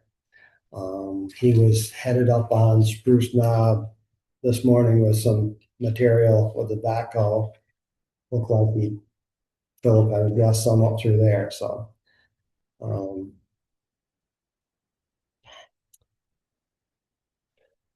Carl, is the Daisy Hollow that you're referring to, is that the same project or the beginning of the project that we're slated to do? no, No, it's different. no. Okay. That is putting material on because they didn't use nowhere near as much material on Fitzgerald Road as I had anticipated, because they only made 2 passes spreading 4 inches instead of putting a full foot on. So we didn't use as much material before the end of the year, but he's still hauling some now. So he is talking to Kelly at the quarry to see if between Garin Road and that we're estimating that we may be using up to another 100 loads of material this summer, and seeing if he would do anything better on price than the 12 and a quarter, even if it is 25 cents a ton less. Chuck is adamant that we don't want to be the one hauling water. So after it's rained a lot, he doesn't feel that we want to be the first one in to get material out of the pile to pay for water. Right. And once you put down the road, it turns slimy. So he's been leery of that too, but so far everything seems to be going well. He replaced the driveway culvert at John Vicky Arslan's this week. They were able to find both ends of the old steel culvert that was squashed, and so the water's coming down the ditch and to the culvert and then out in the road, and has cut that groove below the ditch below the driveway for a couple of years now. And so now she has a 15-inch new culvert at the end of that driveway, because we had one 15-inch, one left up here. So Bill, The Garen Road project. That, I assume that's the building up the end of it. The end of the road and top dressing it. And is that gonna be like bank run and then processed? Yes, Top dress, if we can find the material. which the bank run or The bank process? run. No, if- Is that getting hard to find? Well, need to make sure it's not the same cost as white material from Casales. Yeah. So, Thank you, Patty. because you can put that 2 foot depth of thick if you have to, but you know, Thank you. Good night, Patty. Thank you. the source on Norton Road hasn't opened up yet, so. For bank run, Is that still, is that a go or not? well, he says he'll sell to us, but I don't know Okay. who's determined for sure where the driveway is gonna go back in there, because I think a culvert has to go in just off the road to get in there. Because it used to, when Fletcher had it, it used to have a two-way entrance, one going up the hill and run straight in there, but Irene rearranged everything down there, so, I don't think you need one going up, probably just down. um, Do we need to do anything stuck on Norton Road? Do we need to do anything with, get in touch with Hillary and see about that yes, culvert there where we do transition from class 3 to class 4? see what she, If Has she done. can, I think she thought she could do the application and everything. 3 months or she wants to get that done. Money's available. What's the status of the CDL? You know, let's take that up in person, in executive session, I guess. He passed. That's the short answer. I was told. So,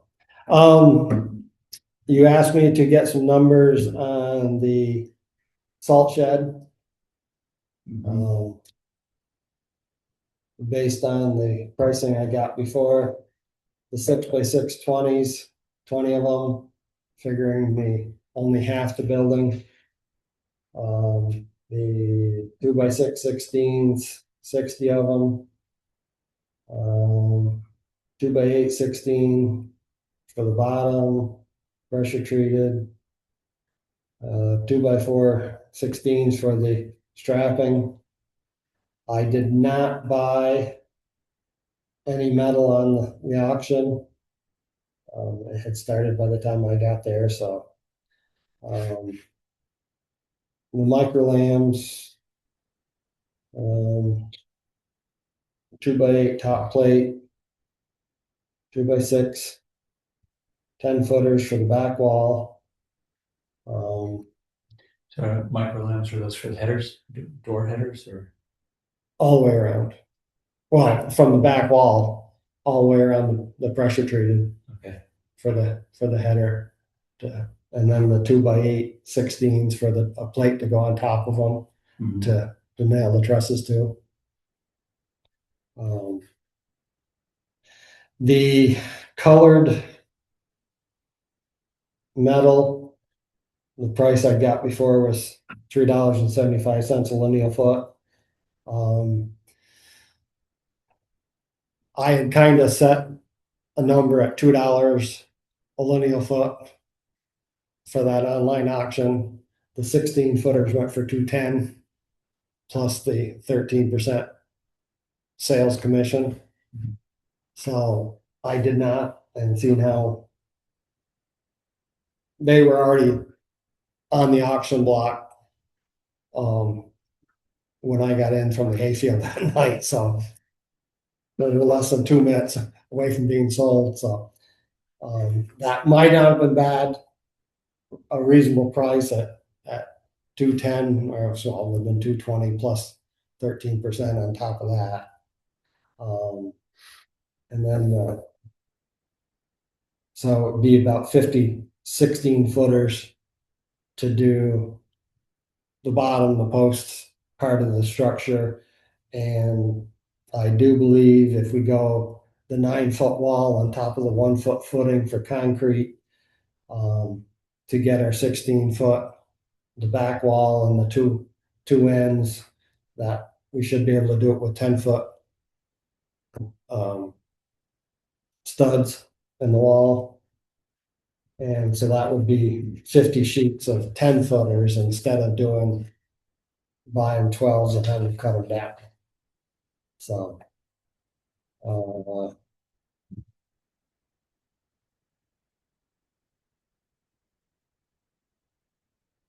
and then the roofing for regular Gaviloom was 335. Concrete, it figures up to be 10 yards for the footing for a 1 by 2 foot footing for basically about 150 feet.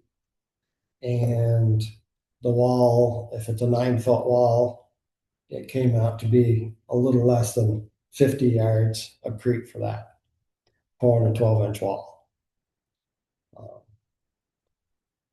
That's the big question of, he said that we could purchase the material and just pay labor. Yeah. So I used a rough number of $600 a yard for a figure, and then put some cushion in it. So For this concrete and labor, then you're saying? yeah, Okay, so it'd be 60 yards of concrete, and the concrete's less than $200 a yard. right.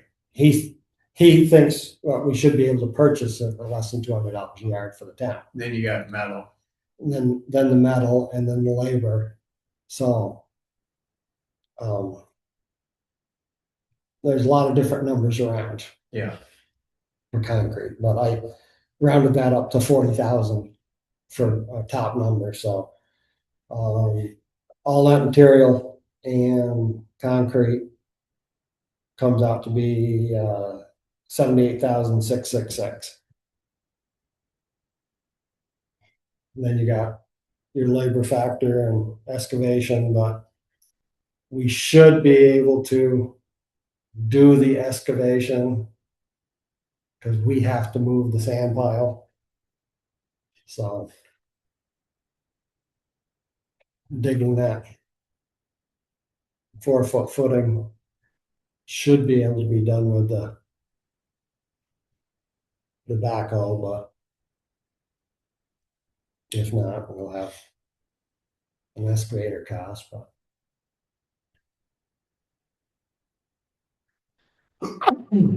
That's a good question. Is it typical to build with microlams all the way around? well, on the studded walls, you would, So but on the top of your beams, Because it's a pole barn. pole barn. There's nothing there to catch the trusses in Okay. place. So you run a microlam, you'd cut one side in to the Yeah. and the 6x6, you cut one side in, the outside you put on the outside. Yeah. Because when you're strapping the outside to put your siding on it.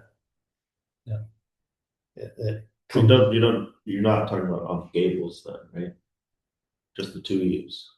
yeah. Well, The game. I had figured Because. one on each end to run along the wall, because you gotta strap that to put the metal on. But there's And no that weight would- on the gable end. That would tie the front wall and the back wall. Right, well, does it need to be a microlab? I guess if it's a trap door, You know, you need something to attach that to. Yeah. That would be but build it out.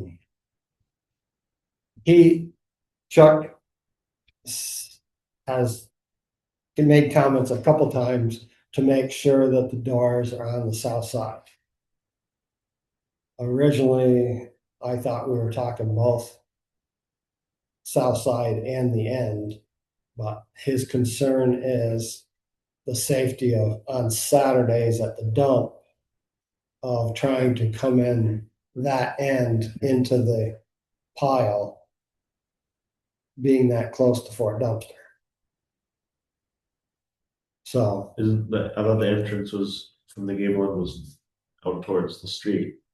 Are we talking about the? well, that's what I thought. We were talking on one on the west end and on the south end Yeah. to get into it on that end of it, but and then when he was talking about having the salted material on one end and the unsalted material on the other end, it made for having a second door, and which is no problem to put it on the south side. If it's just a door on a track and another door. And what was the footprint of the building you? That's the 40 by 100. No additional shed Right. sections. So roughly the size of the firehouse, but taller. Yeah. Yeah. I Thank think, we you. have, I think the firehouse is a total of 120 now, the stage. These are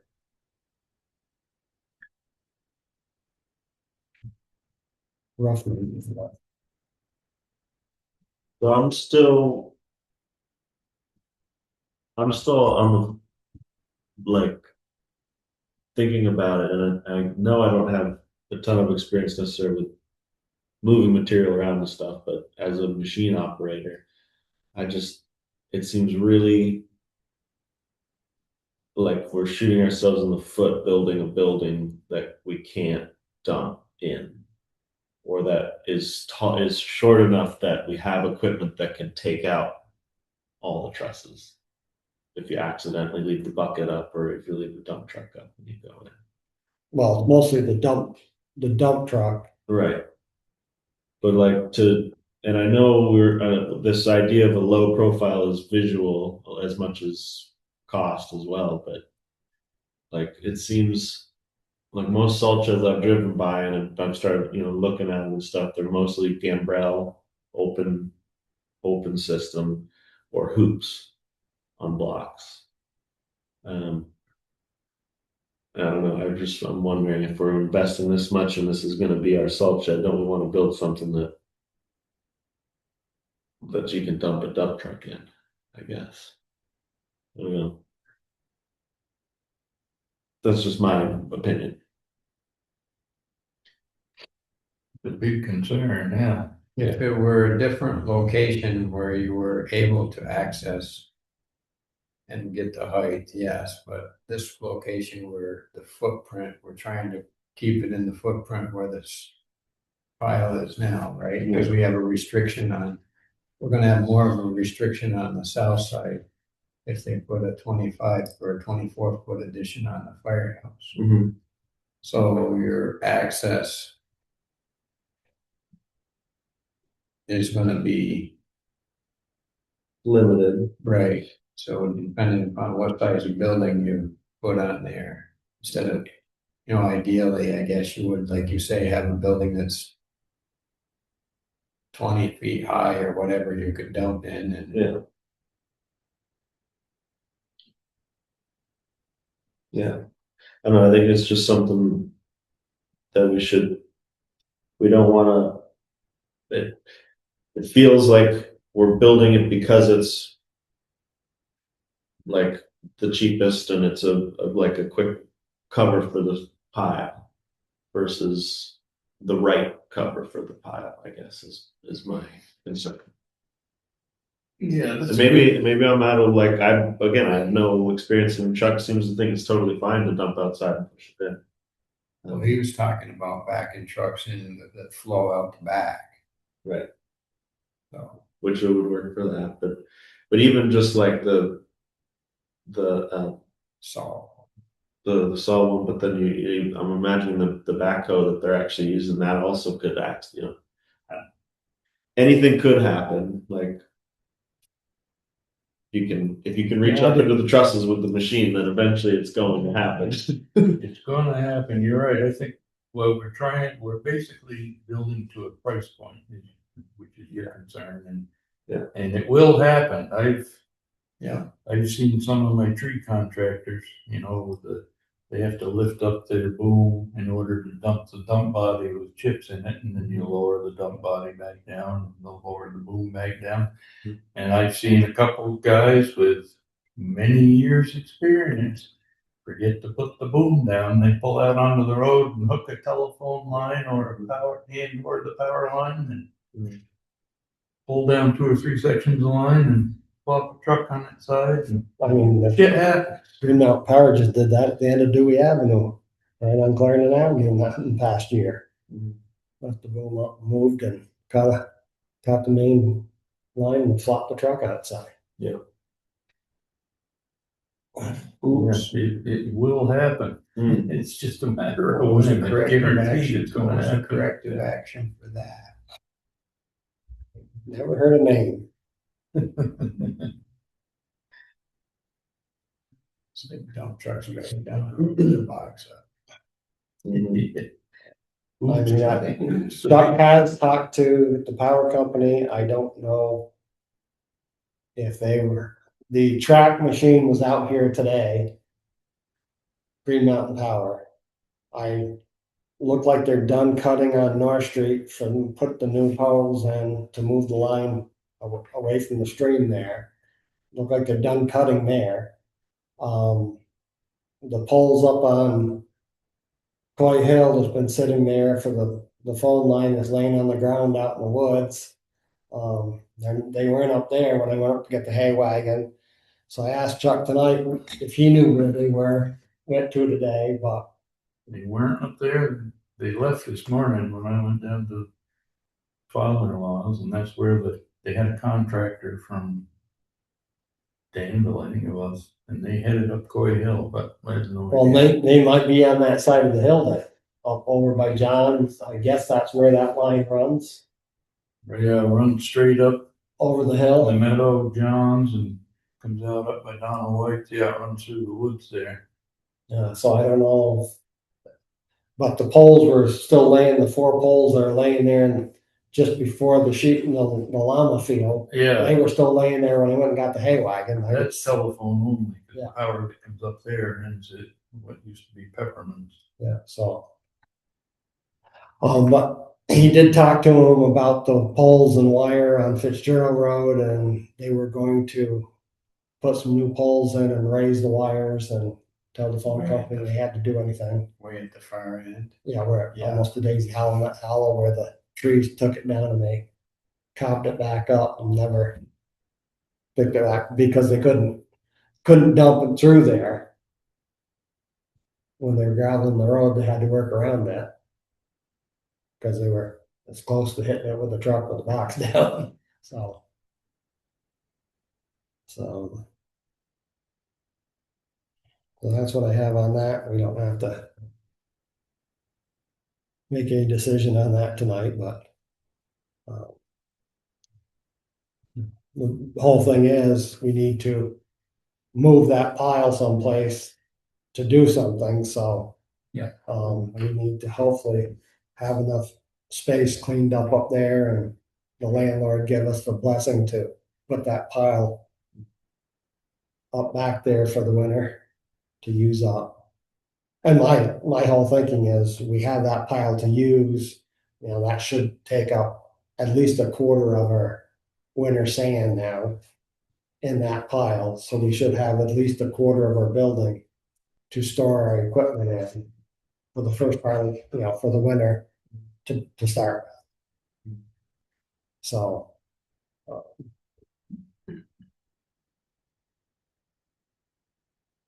You're gonna take up West Street?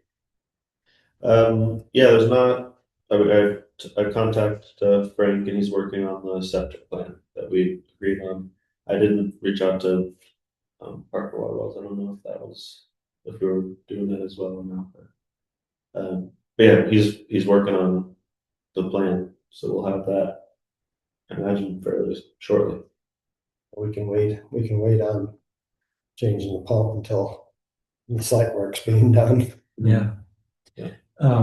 In looking at buildings, researching buildings, where, if you go through Tinmouth over to East Road, there's a new white Morton building on the corner there. Around the corner of, that sharp corner used to be, Yeah. Balloons. Yeah, I've been over there.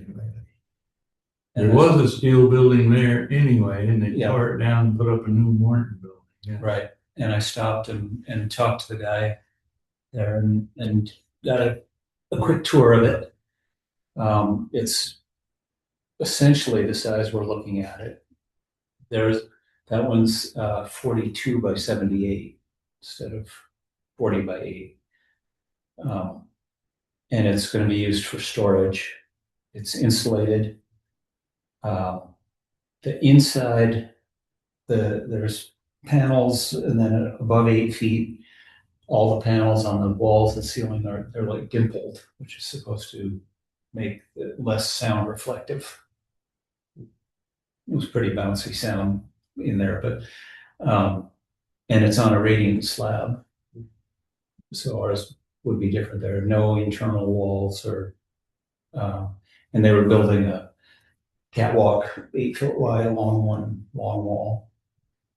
So seemed very much like what we were looking at, except they had a big door at each gable end and not on the eave wall.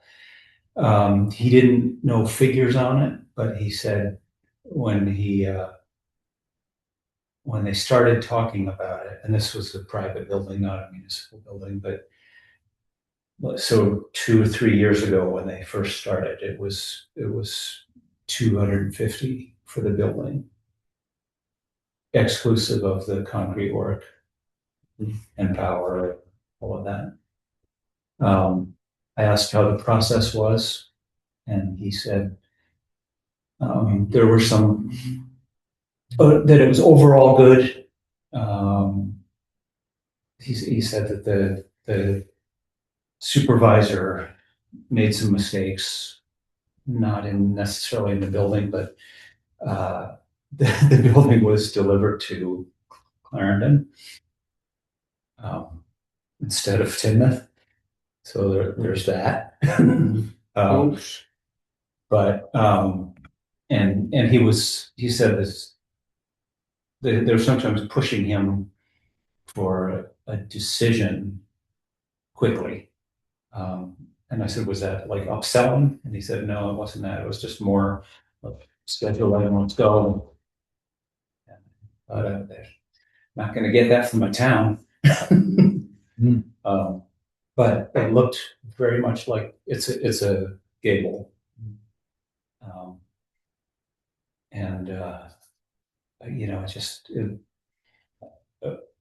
It helped me a lot to visualize it. That size, that height, and it's like, okay, yeah, that'll work. I really have concerns about putting the floor level of this garage down to the floodplain, as opposed to building on the house site up here and pour that retaining wall for that wall of it and fill the inside of the concrete. So we're actually up to road height instead of down in there 6 feet or whatever we would be. I really have concerns of why we would, when we have the option of doing something different. But that means you're not driving in and out on the south side. You'd be entering from the east end to the building. Right. And underneath the gable end. And we wouldn't have to have a single, one pitch roof, for design. And that's then it comes to that Valuable concern. Then it comes down to that question of what are we putting in this building? Yeah. You can look at that print and say, 60 by 80, so now you got 4,800 square feet. Well, we have a 1-ton, we have a single axle, we have a tandem, we have a grader, backhoe, loader, and one of them pieces of apparatus will be at the sand pile. Mhm. What else is gonna go in? The three trucks, But the three trucks that have to go, that's it. if you even use a 25-foot length or even 30-foot for the tandem by an 8-foot width, you're only talking 300 square feet. And the grader, if you're talking 8-foot wide by even using 40 feet, there's another 320. So we're talking about 1,000 square feet of equipment that we own and building a 4,800 square foot building to heat. So I'm not totally opposed to having the heated portion of the building being more restricted. If the building, the unheated portion, because do we need the grader sitting in a heated building year round? No, So it doesn't fit in my thinking of what's going to be cost effective down the road, making a bigger structure just to heat. I can see, No, I think it makes sense to have an internal wall. And, what the shop, office utility. break room, and one bay is heated. And that's the working bay, seems to me. And then the equipment could be in an unheated space or minimally heated. so I think that's a big concern that we need to look at. Not to overbuild for what we have, and I mean, even if we have 2 tandems in the future, we're not gonna have any other big equipment, They're gonna need 40 feet anyway with a plow on but them, or maybe. even, Yeah. even if we're giving it, 50 feet. 500 square feet for tandems but still, I know what you're saying. 4,800 is a lot of square footage. Yeah, I mean, we're talking 12 feet of it right off the bat, 12 feet deep, 40, I'm assuming the whole 40 feet was the break room, bathroom, mechanical room, bathroom, break room. And then, the first 6 feet of every wall gets filled with stuff, right? Like that's where your stuff is. And then I think the idea, like, so the object may be 500 square feet, but you still need 4 feet, 5 feet in every direction to work on or walk around it, But right? with the, So it eats up, I imagine, eat up space pretty quick. if they're 20-foot sections, you got a post every 20 foot. So you have a door in 20 feet, and then you have another door in the next 20 feet. So now you got 8 to 10 foot between vehicles in there.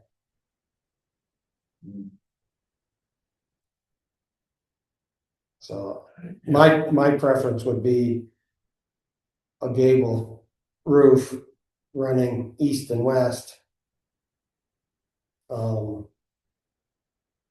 And adjust our working area accordingly.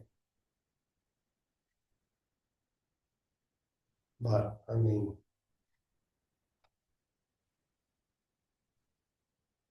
That seems like I you'd haven't be shuffling equipment a lot. I haven't seen if the building down here on Gulf Road if that's gone up this week or not.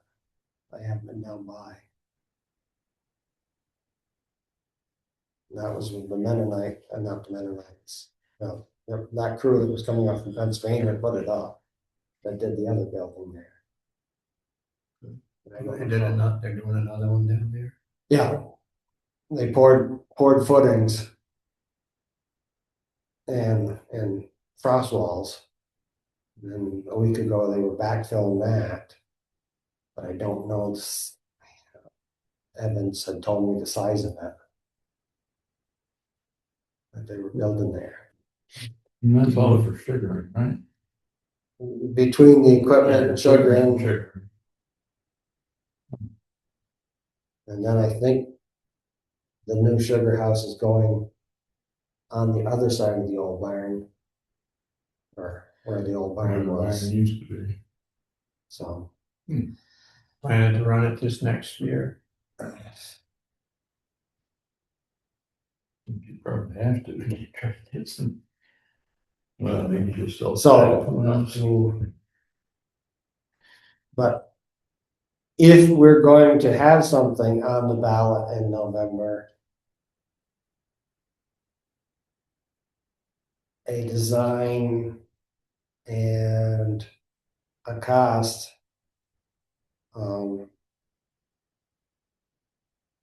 You're saying for a garage or a salt and sand shed? no, for the garage. Garage, yeah. I mean, we got the money to put the salt and sand shed up. Sand and salt shed. That would get us through the winter. The garage isn't gonna be up in the next No. 2 years, if we're lucky. With the dates Patty mentioned today, I don't think we've got the numbers and stuff that we'll be ready to have it on by this fall. Well, it doesn't, that's only if it's going on the tabulator. No, well, yeah, but So the November ballot, we'd have to have it posted 30 days before the November vote. So, we got till the end of September to come up with a construction number. But that's not far away. No, it is not. no, it's not far away. Yeah.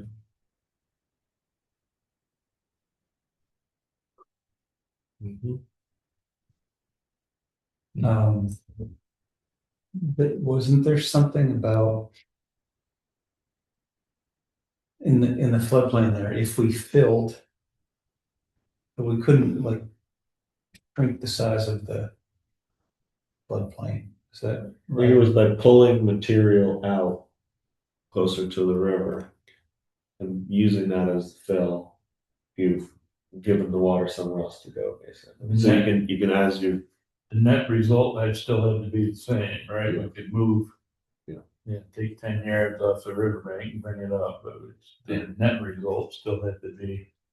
But that's only in the floodplain. Flood, right? And we shouldn't have to affect that either way. Because if you're taking out the house foundation to go to the lower level, I do believe that is about the floodplain. We would be maybe a foot above that contour where it goes into the basement door. There is where the line, the normal line comes around there, I do believe. And so. And I certainly wouldn't want to be at floodplain level. I don't want to be up a couple of feet anyway. Oh, yeah. Yeah. Because just because there's a floodplain, and this line says it's right here, doesn't mean that when it really happens, it's going to follow. It stops at that line. It's not going to stay within that line. Can't read. The man says. 1 in 100 years or 1 in 200 years. Yeah. Unfortunately, we get to see both of them sometimes. Yeah. Indeed, we are. Yeah. It just seems to me like the work area, the outside work area is, there where we have the dumpsters and a gable end at street level, a gable end door at street level. You're always moving, you'd be moving things over to work on them instead of just in and out. It seems awkward to me. And one door, then shuffling, Well, because you're, whatever piece of equipment you need is gonna be the one that's furthest in. Right, but what- you're not gonna have deep equipment in there. It's not gonna be too deep. For your building, I don't believe, are you? You weren't planning on that. Well, what I think is staked out down there is 60 by 80. Right.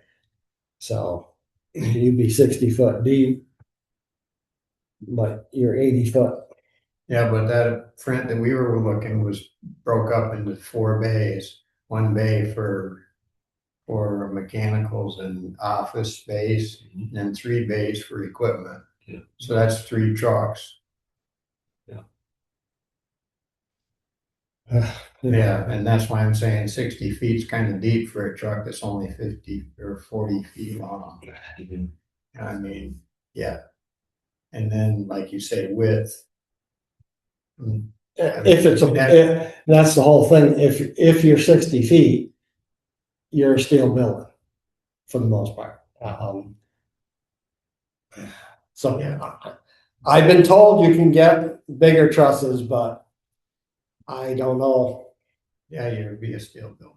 I know when I built my pole barn, 48 foot I had to cut down the slope on it to 4.5 to get a 1-piece truss. Yeah, So to get it here. yeah, to transport it. So if it's 60, if we leave the 60 by 80. Also the access from the south, but like compromise, we raise it 3 feet, 4 feet with cement ramps going up to it or something like that, right? Like you've got it's raised kind of halfway between where the house currently sits and bottom grade. And you drive up into it. You could also add a gable, like a large gable door on the roadside, which would give you access to run something the other direction, right? If you've got 60 feet and you only need 40, so you pull your trucks in and there's like this runway of 20 feet on the back wall that you could run. I don't know, maybe just like you park the And simplex. I guess one of your biggest concerns is going to be you're running all your equipment over your sewer line from where the leach field is to where the building is. You're not going to be buried down 5 feet. So that's going to be another concern for you. Freezing. Unless they found it.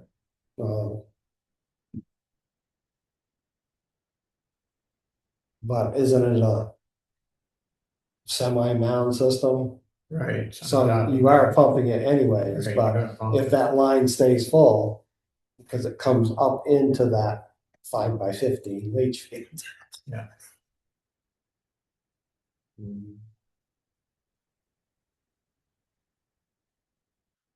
Put 2 lengths of pipe in at least. Sounds like we need to do more research on design, see what other towns have done, what works, is 60 feet deep ridiculous, or is that useful? One, I mean, it's always good to have space, but. I mean, how much space have we got right now up here? I guess you could take the tape measure and go from there. You can get the grader in there, you can get the tandem in there with the plow on, but shit. Maybe has a 1/2 inch to spare on either end. And Just about get the door And I think the whole area out there is less than 800. Yeah, so that's what I'm saying, I mean. Yeah, you can. And how much between is there, there's not 12 foot between, is there? Is it 12 foot per bay? Between them up here? No, there's probably only about 8 between the two trucks. Oh, no, but I'm saying, so the bay itself is probably 16, maybe I think the doors must be 10, 12 on that. 12 foot door, so there must be like 16 foot. Right, roughly. You got 32 feet by Plus the 40 dash. deep. Yeah, so I'm saying 32 for vehicles and 40 deep maybe. We measured it one day, see what was actually there. Anyway, So, yeah, and I'm just realizing that the building, the Morton building I looked at was, it wasn't 60 by 80, it was 40 by 80. Yeah. So You 32, said 42 or something. 32. I mean, and that's a large building. It is. You got 80 foot deep. I bet the guys would like it. Yeah. You know, You know, I would. But even 40 foot, you Right. could put 3 overhead doors underneath the gable end. But underneath the eaves, them sections set at their 20-foot sections on an 80-foot building. Right, You know, all you can do is put one overhead door and a walk-in door if that's all you want. right. You can't cheat them through the beams for a steel building. Unless they change between them, the bays, instead of 20 foot, would make them, So I don't know, more food for thought. yeah. And about a month ago, I was in the Middletown garage, new one, and it did strike me that there was a whole lot of floor space with not a lot of machinery. And I don't know if that's because it was nice weather and stuff was parked outside, or if it Well, there's just no- And they have floor space. basically they have 2 tandems and a 1-ton Same as what and a we- grader, a loader, and same I as think what they we have a got. backhoe. What's the size of that? I don't know. I don't remember. And that was another Morton building though. Yeah, that was an $800,000 Morton building. I mean, that's what you're gonna get into. Yeah. For So why was numbers, this one that you looked at 200?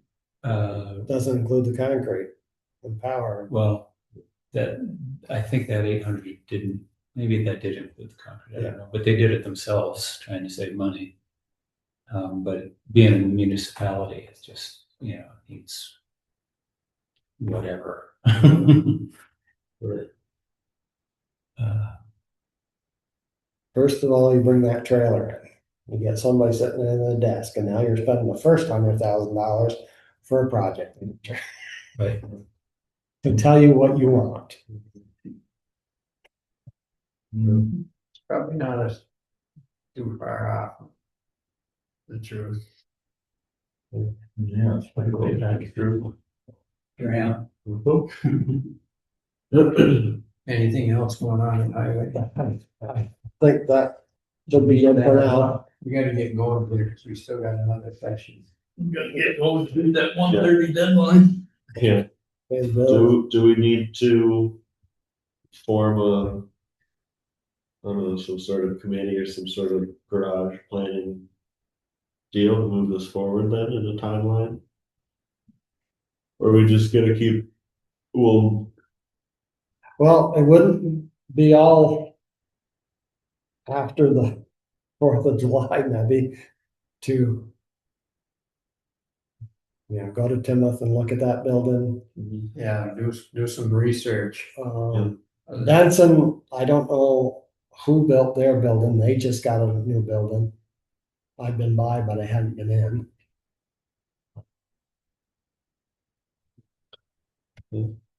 I have the contact of the road foreman over in Rupert, if you wanted to go look at theirs too. How big is that one? It's a brand new one, well, a couple of years old, but they also have a brand new large salt and sand pile as well. Really, I might be interested in going visit that. Chuck reach out to. keeps saying we could go to Pittsfield and see how one person operates their operation with a small garage. You know, because their own little sand building and a one-man crew over there. But doesn't need anything elaborate and doesn't want anything elaborate. But Now, I wonder how much they've got to put the skylight in Pittsfield. You know, I was, less than us, yeah, I was gonna say, one-man crew, so. that must be tough, if somebody's sick. There's lots of new equipment for him, he didn't want it. But I guess he's maybe getting to the end of his employment at 30 site. Yeah. Okay, so let's, we'll leave that off as, reaching out to municipalities, getting, and try to visit. I mean, we can go visit sometime before our next meeting. Yeah. Is there 3 weeks between this or not? Well, it should be the 9th. No, it's the 9th, it's 2 weeks. Oh. So. Do we want to keep it to 2 people, so we want to warn them, or I guess we should, whoever can come. No, I'd say we warn it. And Yeah. we prefer that we all go. Yeah. Okay. So we get some, which, Tinman is one, I'll contact Rupert. Benson, that's the one you said. Yeah. In the farther away, in the opposite direction.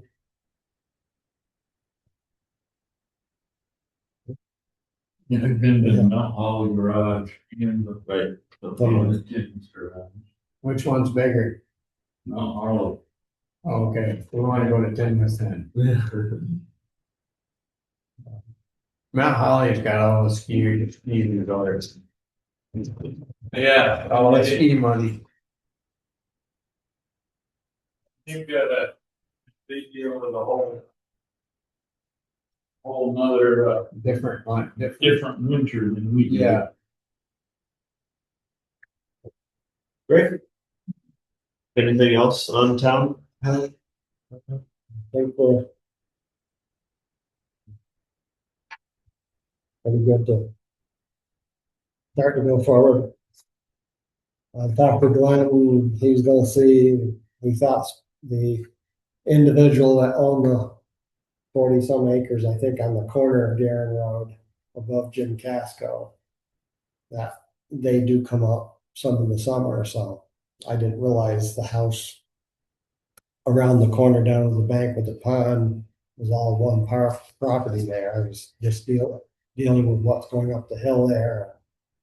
But I found property pins, and so hopefully we'll be able to make it look like something. Inside portion.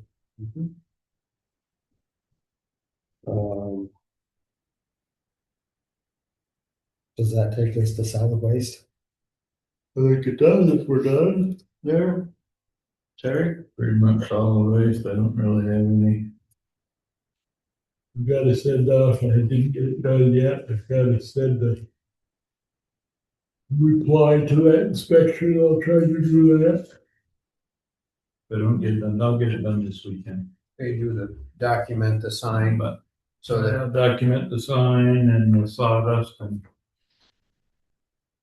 if you wanted to know where the scrap metal went to, and it'll be in Granville. Simple enough to do, I just haven't had time to do it. Amanda wanted me to ask when I did it.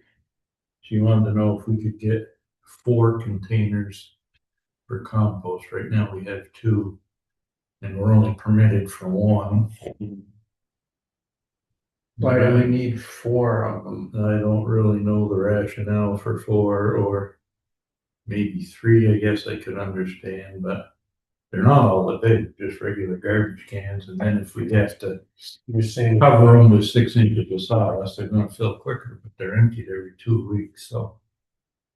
I don't know, I think 4 is a stretch, my personal opinion, but. unless I'm just wondering if it's the amount of usage with the amount of sawdust that we're adding to it is gonna make it between 2 weeks.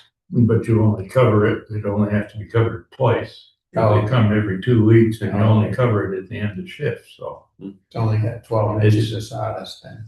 Well, yeah, and it's not a huge. It's not a huge increase from what we're doing. And two, so that implies that 2 hasn't been enough. Well, yeah, which I don't know. Yeah. Well, they're not overflowing, obviously, I guess, but. I don't know, the more containers you have, if there is a bear incursion, then the more crap you've got spread all over the place, or. I don't know, I wanna ask Amanda really if we really need that. We have somebody, I forget his We're gonna do correspondence first. correspondence, we have one thing. Well, one thing that we haven't done yet, we have a letter from Garland's Farm in Garden that is a notice, here's a letter. Notice of anticipated change of business ownership. Yep. And then the other thing is still, some point in time, but prior to August, we need to do this inspection as a Middletown Springs Community Playground. Well, now, is that us or is that Wells Springs? That's us. Okay. Us. Well, I do believe, I don't know if that portion of property got transferred or not. I think before we get into our orders, we need to do our personnel. Okay. We're able to finish that off. I don't think there was anything terrible. Well, I don't, it was a while ago that I looked at this. Oh. That's an inspection of a playground, unless somebody really wants to do it. So all we had for correspondence was a letter, change of ownership of Garland's Farm and Garden to Garland something else, but. I'll move, That's it. I'll move, we go into executive session for personnel. Second that. Move into executive session at 9:28. Bill. Move to go out of executive session at 10:14 with no actions taken. And resume the regular meeting. Second. I'll second.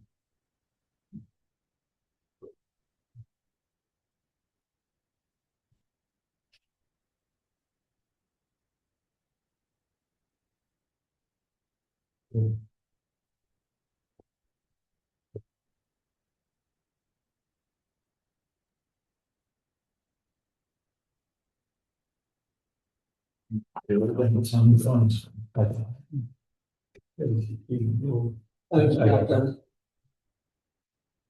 that 4 acres of that so fast. Yeah.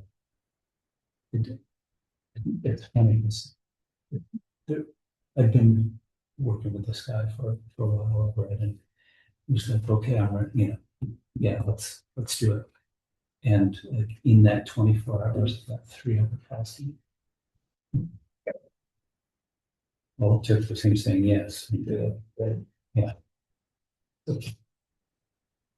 Do we all got it? The first person, or it's around that one hour? He wound up getting I don't know his info, so I can ask him about what's next. it.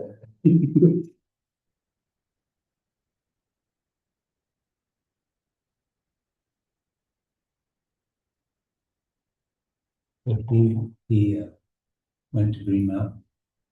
And while I was at Green Mountain, he went to his house. Oh. So he knows That was it. the land really well. Okay. His dog's ashes are buried on. It just seemed. Yes. He said I had a hard time justifying. I get that it really feels like the right thing to do. Wow. Well, I know plans to build on it. Yeah. Okay. He wants to do small scale farming and fermentation. Once we were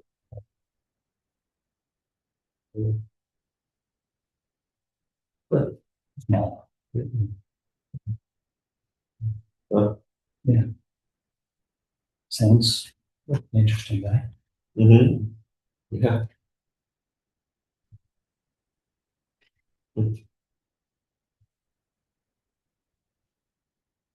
This your $20 goals here, Carol, Lakey. Oh, yes.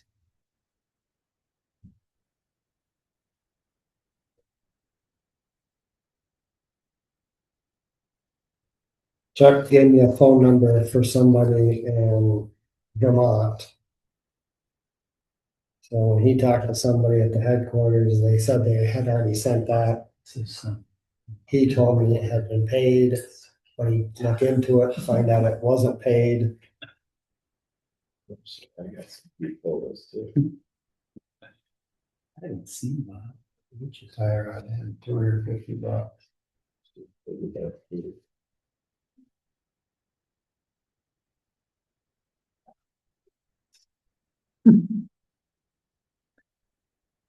Yeah. yeah.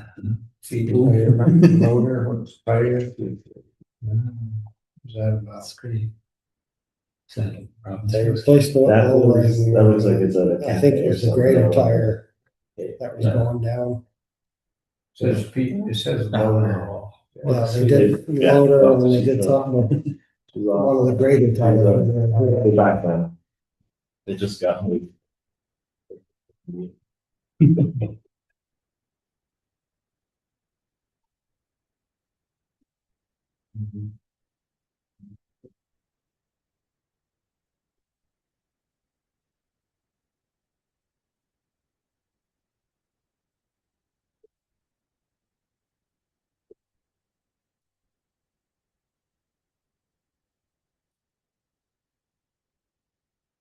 It would appear that I had in all the loads of material from Casella, I was missing one load slip.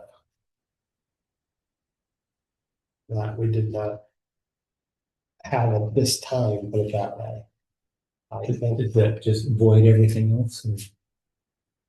so Chuck went to the office and picked up a daily log I saw that. to verify that one load, so they all could be paid. Okay. I don't believe our special order made out got paid. What, we received that from that Monday meeting? Does anybody need copies of the? A special order for the guy getting paid, Yeah. or it's in this one here. So it's on, knock on the I order. should probably have one, Terry. What is it? Yeah. Mountain Meadow Farm. Yeah, one was $400 and, or $500 and. It was 47.55. Pretty generous there, Carl, with the hours.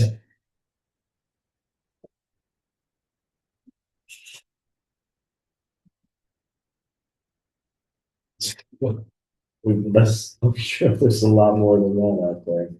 Floating around. Charge for the, doing the orders. Mhm. And The rest comes. do the job. The rest is you thoroughly done. Wow.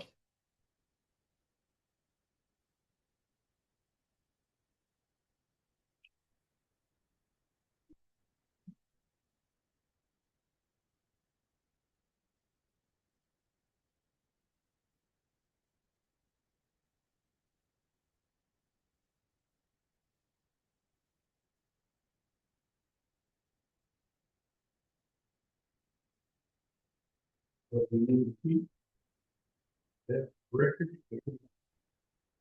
There's a whole bunch on this side, looks like. Okay. Oh, yeah, take one. Two, Chuck, one for a minute. I have trucks actually. You I'll have take truck? the one, yes.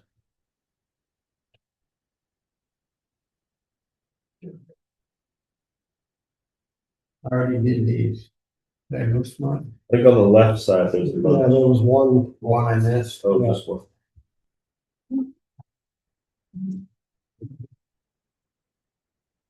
One I missed a bunch of them. I wasn't paying attention.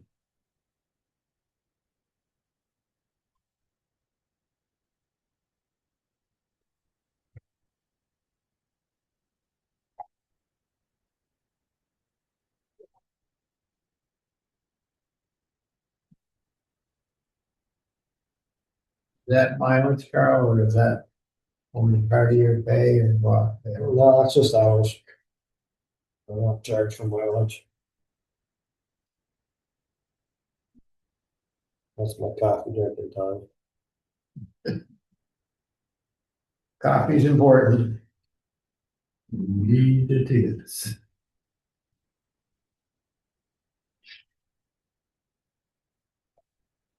Look, we have a lot of things, coffee, not one. Oh, I know what happened. I started this one and then we went into executive session, so I froze it out. That's why.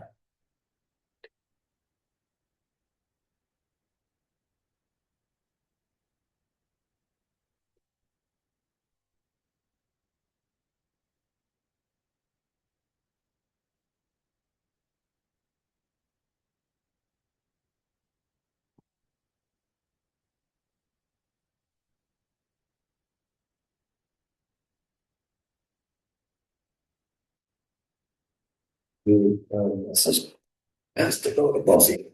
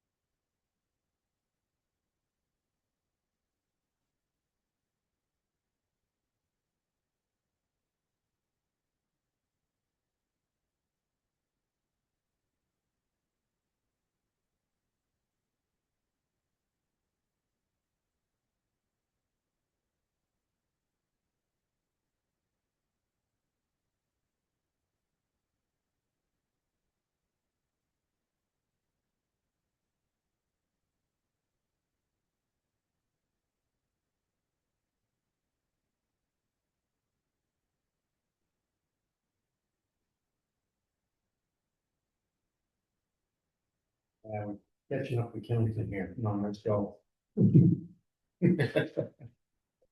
Getting close, huh?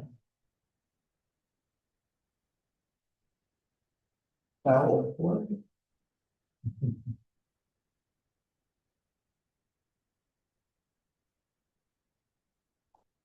You know, It's federal land and water conservation fund, non-defense on prominently displayed at the public place. wonder.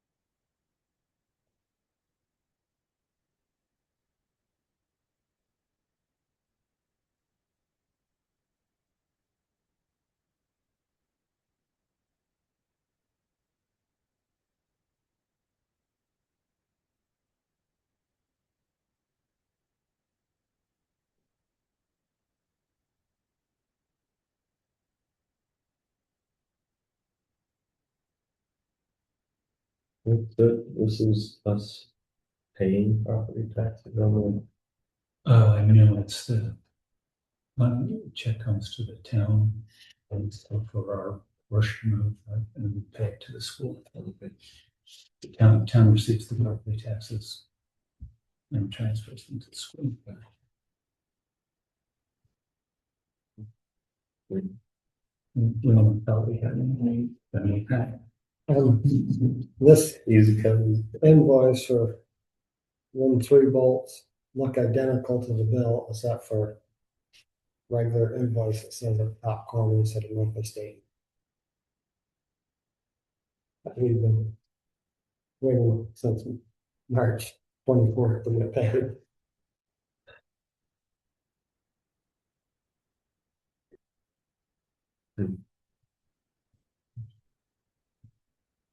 I think that was the way.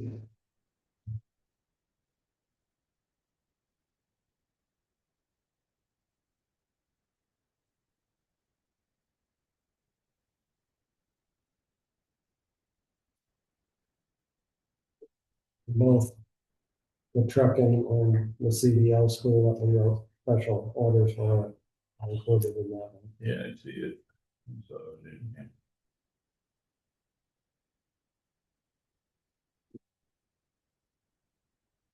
Oh, Oh, obviously. No, did that ever get done? Put longer? no, Not yet. we We set haven't it. graded up Yeah, yet. we set the copies up. Okay. Well, it's still in there. Yeah. When they go to the board, 100 acre zone or 100. That sign we paid for last fall, and I'm sure it's probably sitting in the garage up there. Oh, I see that.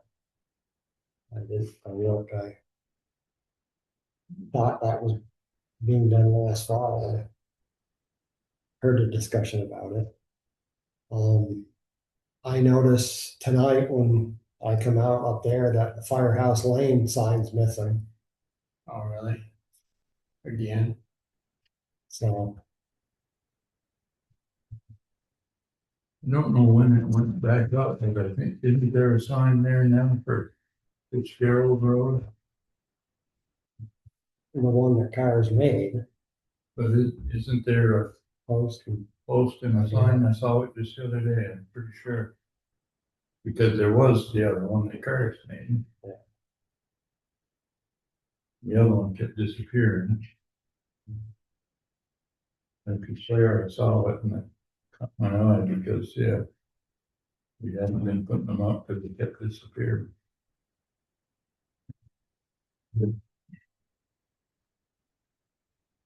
I'll move to approve board orders as presented.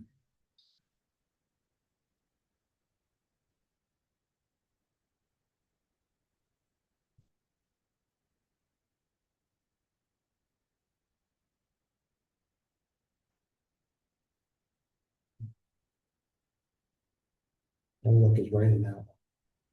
It's been raining out, I think. Shoot. You guys bring your umbrella? Well, Anybody hit themselves? Can be. I could be. do we want the Oh, evaluation thing? well, we need to, I'll move that we. Let's carry the motion and pay the bills. Yeah. All in favor? Thank you. If there's no further discussion about orders, all those in favor, please say aye. Aye. Thank you. I'll move that we, for our highway employees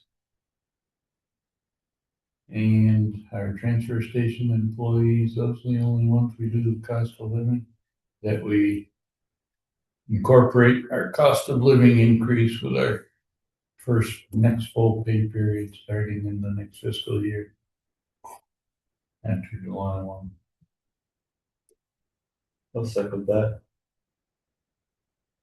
Any further discussion? I think you need to do a little clarification, Which I think was 3%, is that right? Mm-hmm. So, because the next pay takes up this full week and 2 days of next week and this month, so. Do we want to include it for those 3 days? I think it's For this fiscal year.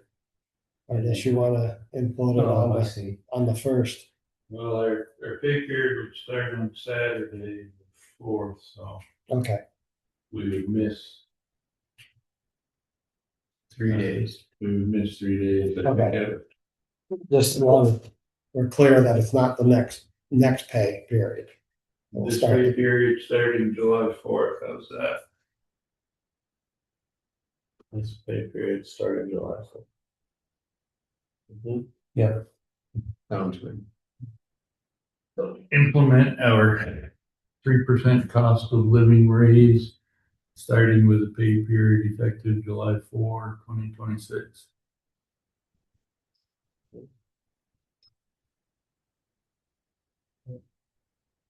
Second it.